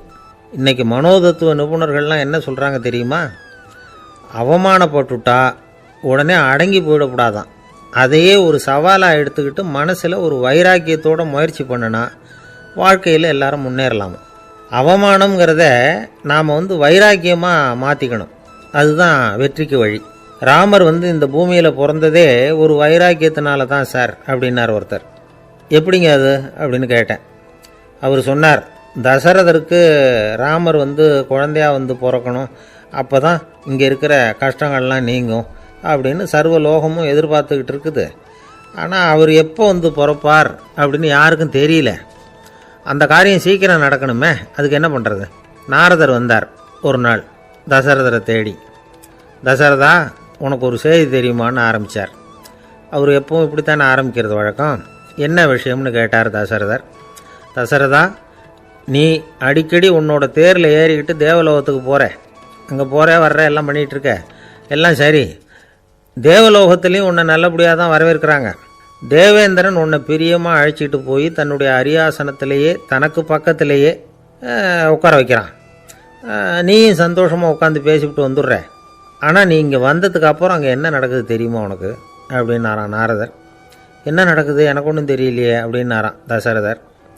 நாரதர்கிட்ட வந்து கிட்டத்தில் வந்து கேட்டிருக்கார், கொஞ்சம் சொல்லுங்கள் என்னது அப்படின்னு. அவர் நெருங்கி வந்தாரான் நாரதரும். மெதுவாக அவர் காதோட காதாக சொன்னாராம். அதாவது நம்ம பாஷையில் சொல்லப்போனால் பற்ற வைக்கிறார். நீ அங்கே தேவேந்திரங்கிட்ட உட்காந்து பேசிவிட்டு வந்த பிறகு நீ அங்கே உட்காந்துருந்த அரியாசனத்தை தண்ணி ஊற்றி கழுவி சுத்தப்படுத்துகிறாங்க. நீ என்ன அந்த அளவுக்கு சுத்தம் இல்லாத ஆளா? தினம் குளிக்காமையாக இருக்கிற அப்படின்னாராம். தசரதருக்கு இது ரொம்ப அவமானமாக போயிட்டுது. அப்படியே செய்கிறாங்க அப்படின்னாராம். ஆமாம், நீ வேணும்னா நான் சொல்கிறது உண்மையா இல்லையா அப்படின்னு சோதனை பண்ணி பார்த்துக்கோ அப்படின்னாரான் நாரதர். உடனே தசரதர் இதுக்காகவே புறப்பட்டு தேவலோகம் போனார். அங்கே வழக்கம் போலவே இவரை கூப்பிட்டு உட்கார வச்சு பேசிக்கிட்டு இருந்தான் தேவேந்திரன். கொஞ்ச நேரம் பேசிக்கிட்டு இருந்துட்டு சரி நான் கிளம்புறேன்னு புறப்பட்டார். சரி, அவனும் வாசல் வரைக்கும் வந்து வழி அனுப்பி வச்சுட்டு உள்ளே போயிட்டான். தசரதர் வெளியில் கொஞ்ச நேரம் மறைஞ்சி இருந்துட்டு மெதுவாக உள்ளே எட்டி பார்த்தார் என்ன நடக்குதுன்னு. நாரதர் சொன்னது உண்மைதான். தசரதர் உட்காந்துருந்த ஆசனத்தை அங்கே 2 தேவர்கள் கழுவி சுத்தப்படுத்திக்கிட்டு இருக்கிறாங்க. தசரதரால் இதை தாங்கிக்க முடியல. அவருக்கு ரொம்ப அவமானமாக போச்சு. நேராக கிடுகிடுன்னு தேவேந்திரங்கிட்டே போனார். நான் உட்காந்துருந்த இருக்கையை சுத்தம் பண்ணுறியே, நான் என்ன அந்த அளவுக்கு பாவியா அப்படின்னு கேட்டார். ரொம்ப கோபமாக கேட்டார். தசரதரே, மனுஷனுக்கு 3 கடன்கள் உண்டு. தேவ கடன், ரிஷி கடன், பித்ரு கடன். இதை தீர்க்காதவன் பாவியாகிறான். இதில் மகனை பெறுவதால் தான் பித்ரு கடன் தீரும். உனக்கு மகன் கிடையாது, அதனால் நீ பாவியாகிற. பாவி உட்கார்ந்துருந்த இடம்ங்கிறதுனால அதை சுத்தம் செய்ய வேண்டியது எங்கள் கடமை அப்படின்னு நானும் தேவேந்திரன். இந்த இடத்துல தசரதருக்கு ஏற்பட்ட அவமானம் ஒரு வைராக்கியமாக மாறிச்சு. தேவேந்திரனே கேட்டுக்கோ, ஒரு மகனை பெற்ற பிறகு தான் இந்த சபையில் மறுபடியும் அடி எடுத்து வைப்பேன் அப்படின்னு சொல்லிவிட்டு போயிட்டாரான். போய் புத்திர காமேஷ்டி யாகம் பண்ணார். புத்திரர்கள் பிறந்தார்கள். இந்த கதையில் உள்ள கருத்து என்னன்னா, தேவேந்திரன் தசரதரை அப்படி அவமானப்படுத்தலைன்னா அவருக்கு இப்படி ஒரு வைராக்கியம் பிறந்திருக்குமா? யோசிச்சு பார்க்கணும். நமக்கு ஏற்படுகிற சில அவமானங்களையும் வைராக்கியமாக மாற்றிக்குவோம். அப்படி மாற்றிக்கிட்டோம்னா வாழ்க்கையில் வந்து முன்னேறலாம். நம்ம ஆளுங்க சில பேர் அவமானத்தை வந்து வைராக்கியமாக மாற்றிக்கிறது எப்படி தெரியுமா? நம்மக்கிட்ட ஒரு பையன் சொன்னான், எங்கள் அப்பா என்னை எல்லாருக்கும் முன்னாடி வச்சு திட்டிவிட்டார், பொறுப்பு இல்லாமல் ஊர் சுற்றுறேன்னு சொல்லி அவமானப்படுத்தி விட்டார். இனிமேல் நீ என் முகத்திலேயே முழிக்காதரா போடான்னு வேற சொல்லிவிட்டார். எனக்கு ரோஷம் வந்துட்டுது. அந்த அவமானத்தை வைராக்கியமாக மாற்றிக்கிட்டேன். அன்னையிலேருந்து அவர் முகத்திலேயே முழிக்கிறது இல்லை அப்படின்னா. அப்படியான்னு கேட்டோம். ஆமாங்க, அவர் வீட்டில் இல்லாத நேரமாக பார்த்து உள்ள சமையல் கட்டுக்கு போய் சாப்பிட்டுட்டு நைஸாக வெளியில் வந்துடுவேன் அப்படிங்கிறான் அவன். ஜவஹர்லால் நேரு பிரதமராக இருந்த சமயம் அவர் ஒரு தடவை சென்னைக்கு வந்திருக்கிறார். இங்கே சில முக்கிய நிகழ்ச்சிகளில் கலந்துக்கிறதுக்காக வந்திருந்தார். ஆளுநர் மாளிகையில் ஒரு நாள் ராத்திரி தங்கி மறுநாள் புதுடெல்லி புறப்படுறதாக ஏற்பாடு. நிகழ்ச்சியிலெல்லாம் முடிச்சுக்கிட்டு ஆளுநர் மாளிகையில் தங்கியிருக்கிறார். அன்றைக்கு இரவு படிக்கிறதுக்கு ஒரு முக்கியமான புத்தகம் அவருக்கு தேவைப்பட்டது. அந்த சமயத்தில் உலக அளவில் ஒரு முக்கியமான பொருளாதாரம் சம்பந்தமான ஒரு புத்தகம் வெளியாகி இருக்கிற விஷயம் அவருக்கு தெரியும். அந்த புத்தகம் மெட்ராஸுக்கு வந்திருக்குமா, அது இங்கே கிடைக்குமா அப்படின்னு விசாரிச்சிருக்கிறார் நேருஜி. அவர் இப்படி கேட்ட உடனே அங்கே இருந்தவங்கள்லாம் ரொம்ப பரபரப்பாக செயல்பட ஆரம்பிச்சுட்டாங்க. முக்கியமான இடங்கள்ல எல்லாம் விசாரிச்சிருக்கிறாங்க அந்த புத்தகம் உங்ககிட்ட இருக்கான்னு. சென்னையில் உள்ள கன்னிமாரா நூல் நிலையத்துக்கு எப்படியும் அந்த புத்தகம் வந்திருக்கணும் அப்படின்னு ஒரு நம்பிக்கை. அங்கே விசாரித்தாங்க. அந்த புத்தகம் 2 நாளைக்கு முன்னாடி தான் அங்கே வந்திருக்குது அப்படிங்கிற விஷயம் தெரிஞ்சுது. உடனே எல்லாரும் அங்கே ஓடினாங்க. அவங்களுக்கு இன்னொரு சந்தேகம், புத்தகம் வந்திருக்கு சரி, அதை இந்த சமயத்தில் வேறு யாரும் படிக்கிறதுக்கு எடுத்துகிட்டு போயிருக்கக்கூடாதே அப்படிங்கிற சந்தேகம். இருந்தாலும் மனசுக்குள்ளே ஒரு தைரியம், இப்படி ஒரு புத்தகம் வெளிவந்திருக்கிற விஷயமே நேருஜி சொல்லி தான் நமக்கே தெரியும். அதுவும் இல்லாமல் உலக பொருளாதாரம் சம்பந்தமான ஏதோ ஒரு புத்தகம் அது. அதை போய் இந்த நேரத்தில் அவ்வளவு ஆர்வமாக யார் எடுத்துகிட்டு போயிட போகிறாங்க அப்படிங்கிற தைரியம். இந்த தைரியத்தோடு அந்த நூல் நிலையத்துக்கு ஓடினாங்க. புத்தகத்தை தேடினா அது கிடைக்கல. யாரோ எடுத்துகிட்டு போயிருக்கிறாங்க. நேருவுக்கு மட்டுமே தெரிஞ்சிருந்த அந்த புத்தகம் பற்றின விஷயம் சென்னையில் வேற ஒருத்தருக்கும் தெரிஞ்சிருக்குது. உடனே எல்லாரும் பரபரப்பாக அந்த அதுக்குன்னு இருக்கிற ரிஜிஸ்டர் இருக்குல்ல, பதிவேடு, அதை புரட்டி பார்க்குறாங்க யார் எடுத்துகிட்டு போகிறாங்கன்னு தெரிஞ்சுக்கிறதுக்காக. எடுத்துகிட்டு போனவங்க அதில் கையெழுத்து போட்டிருப்பாங்கல்ல, அதை பார்த்து யாருன்னு தெரிஞ்சுக்கலாம் அப்படிங்கிறதுக்காக தான் அதை புரட்டுறாங்க. அதோ அந்த புத்தகத்தோட பேர் பக்கத்தில் அதை எடுத்துக்கிட்டு போனவங்க கையெழுத்து உத்து பார்க்குறாங்க எல்லாரும். அதில் போட்டிருக்குது பேர் CN அண்ணாதுரை அப்படின்னு எழுதியிருந்தது. அவர் தான் பேரறிஞர் அண்ணா. நேரு படிக்க விரும்பின ஒரு புத்தகத்தை அதே நேரம் படிக்க விரும்பின இன்னொரு தலைவர் இவர். படிக்கிறதுல அவருக்கு இருந்த ஆர்வத்தை நாம் தெரிஞ்சுக்கணும்னா அதுக்கு எவ்வளவோ சம்பவங்கள் இருக்குது. கடைசி காலத்தில் அவர் அடையாறு மருத்துவமனையில் படுத்திருக்கிறார். அவருக்கு ஒரு முக்கியமான அறுவை சிகிச்சை செய்ய வேண்டியிருக்குது அவசரமாக. அமெரிக்காவிலேருந்து டாக்டர் மில்லர் வந்திருக்கிறார்.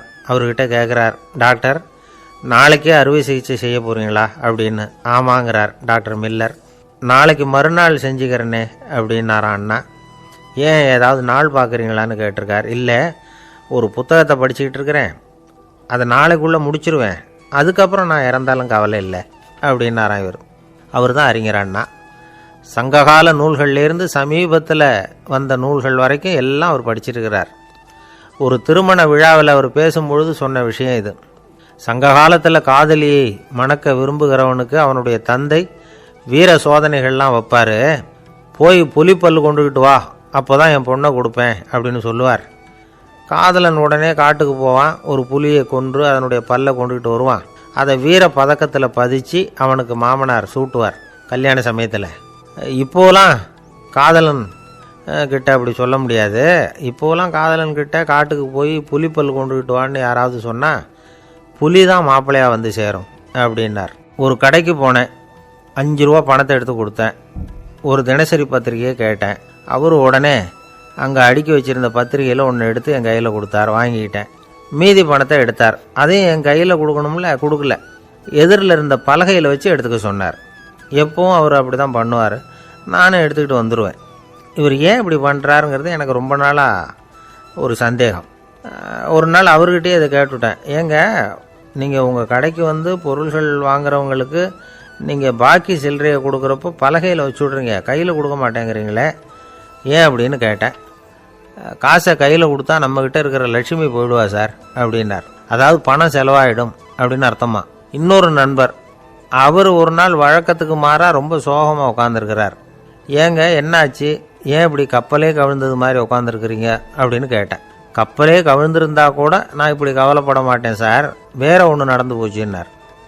என்னன்னு கேட்டேன். என் உச்சந்தலையில் பல்லி ஒன்று விழுந்துட்டுதுன்னார். அதுக்காகவா இப்படி அப்படின்னு ஆச்சரியப்பட்டேன். ஆமாங்க, பல்லி உச்சந்தலையில் விழுந்தால் பலன் என்னன்னு பஞ்சாங்கத்தில் பார்த்தேன், மரணம்னு போட்டிருக்கு அப்படின்னு சொல்லிவிட்டு அவர் தொடர்ந்து கவலைப்பட ஆரம்பிச்சிட்டார். இப்படியும் ஒருத்தர், என் கூட வேலை பார்க்குற ஒருத்தர் எப்படி தெரியுமா, தினமும் வலது காலை வச்சு தான் ஆஃபீஸுக்கு உள்ளே நுழைவார். என்னைக்காவது தவறுதலாக இடது காலை வச்சு உள்ளே வந்துட்டார்னா அன்னைக்கு பூரா மனசு சங்கடப்படுவார். எந்த வேலையும் சரியாக ஓடாது. கேரம் போர்டு ஆடுற ஒருத்தர் எப்போ ஆட உட்காந்தாலும் ஸ்ட்ரைக்கரை கை தவறி கீழே விழுற மாதிரி பண்ணி அதுக்கப்புறம் அதை எடுத்துக்கிட்டு ஆட உட்காருவார். ஏன்னா எப்போவும் ஒரு தடவை நிஜமாகவே அது கை தவறி கீழே விழுந்திருக்குது. அன்னைக்கு பிரமாதமாக ஜெயிச்சுட்டார். உடனே ஒரு முடிவுக்கு வந்துட்டார், கை தவறுனா லாபம் அப்படின்னு. அதுக்கப்புறம் அதையே பழக்கமாக்கிக்கிட்டார்.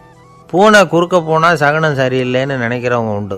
ஆனால் ஒருத்தர் எப்படி தெரியுமா, அவர் வெளியில் கிளம்புற சமயம் பக்கத்து வீட்டு ரேடியோவில் மியாவ் மியாவ் பூனை குட்டின்னு பாட்டு சத்தம் கேட்டால் கூட போதும், சகனம் சரியில்லைன்னு பிரயாணத்தை கேன்சல் பண்ணிவிடுவார். இப்போ இவ்வளவும் எதுக்கு சொல்கிறோம்னா, அளவுக்கு மீறின சகுன நம்பிக்கைகள் இருக்குது பாருங்கள், இதோட பயமும் சேர்ந்துக்கிட்டதுன்னு வச்சுக்கோங்க, இது ஒருத்தருடைய மனநிலையை பாதிச்சிடும். இது உளவியல் நிபுணர்கள் சொல்கிற கருத்து. வாழ்க்கையே தடுமாற வச்சிரும். பாதுகாப்பு இல்லாத உணர்வு, ஒரு விதமான டிப்ரெஷன் மனநிலை, இதெல்லாம் தான் இதுக்கு காரணமாக அமையலாம். சில பேர் காய்கறி நறுக்க கத்தியை கையில் எடுத்தால் கூட நேரம் சரியாக இருக்கா அப்படின்னு பார்த்துட்டு தான் வேலையை ஆரம்பிக்கிறது வழக்கம். அறிவு தான் மனசுக்கு வாத்தியாராக இருக்கணும். அப்போ தான் வாழ்க்கை நிம்மதியாக இருக்கும். அறிவு மனசு சொல்கிறபடியெல்லாம் கேட்க ஆரம்பிச்சுட்டுதுன்னா இடைஞ்சல் தான். ஒருத்தருக்கு 7ஆம் நம்பர் தான் ராசியான நம்பரான். 7ஆம் தேதி தான் எந்த காரியத்தையும் ஆரம்பிப்பாராம். 7 எழுத்து வர்றது மாதிரி பேரை மாற்றி வச்சுக்கிட்டார். 7 மணிக்கு தான் தினமும் எழுந்திருப்பார். 7ஆம் நம்பர் வீட்டில் தான் குடியிருக்கார். கல்யாணம் கூட 7ஆம் தேதி தான் பண்ணிக்கிட்டார். அவர் ஒரு நாள் குதிரை பந்தயத்துக்கு போனாராம். குதிரையோட பேரையெல்லாம் பார்த்தார். ஒரு குதிரையோட பேர் 7 எழுத்தில் அமைஞ்சிருந்தது. 7 தானே இவருக்கு அதிர்ஷ்ட நம்பர். அதனால் உடனே அது பேரில் பணத்தை கட்டினார். பந்தயம் நடந்தது. என்ன சார் ஆச்சுன்னு கேட்டாங்க. நான் பணம் கட்டின அந்த என்னோட குதிரை 7ஆவதாக சேர்ந்தது சார் அப்படின்னாராம் சோகமாக. ஒரு விவசாயி விதைக்கிறதுக்காக வயல்வெளி பக்கம் போகிறார். விதைகளை அள்ளி வீசினார். அப்போ என்ன ஆச்சுன்னா, சில விதைகள் பாதை ஓரத்தில் விழுந்தது. சில விதைகள் முள் செடிகள் மண்டி இருந்த புதருக்கு இடையில் விழுந்தது. சில விதைகள் நல்ல நிலத்தில் விழுந்தது. பாதை ஓரத்தில் விழுந்த விதை என்ன ஆச்சுன்னா, அதெல்லாம் பறவைகள் கண்ணில் போட்டுவிட்டுது. உடனே உட்காந்து கொத்தி தின்னுட்டு போட்டுது. அதிகமாக மண் இல்லாத பாறை பகுதியில் விழுந்த விதையெல்லாம் லேசாக வேர் விட்டு முளைக்க ஆரம்பிச்சிது. அதுக்கப்புறம் வேர் கீழேயும் ஆழமாக போக முடியல. மேலேயும் சூரிய வெப்பம் அதிகம் தாங்க முடியல. எல்லாம் காஞ்சி கருகி போட்டுது. புதர் பகுதியில் சில விதைகள் விழுந்தது இல்லையா, முள் செடிகள் காடாக மண்டி போயிருந்தது. அதனால் முளைச்சி வர்ற செடிக்கு நெருக்கடி அதிகமாக போட்டுது. சரியாக வளர முடியல. விளைச்சலும் சரியாக இல்லை. நல்ல நிலத்தில் விழுந்த விதைகள் மட்டும் நல்லா முளைச்சிது, நல்லா வளர்ந்தது. விளைச்சலும் பிரமாதமாக இருந்தது. இந்த கதையை சொல்லிவிட்டு கேட்க செவியுள்ளோர் கேட்கட்டும் அப்படிங்கிறார் இயேசு பெருமான். ஆமாம், இயேசு கடலில் நின்ற படகு ஒன்றில் உட்காந்துருக்கிறார். கடற்கரையில் ஏராளமான மக்கள் உட்காந்துருக்கிறாங்க. அந்த சமயத்தில் தான் இயேசு ஓமைகள் மூலமாக மக்களுக்கு பல உண்மைகளை சொல்லிகிட்டு இருக்கிறார். மக்கள் அந்த கதையை கேட்டுட்டு ஒன்றும் புரியாமல் முழிக்கிறாங்க.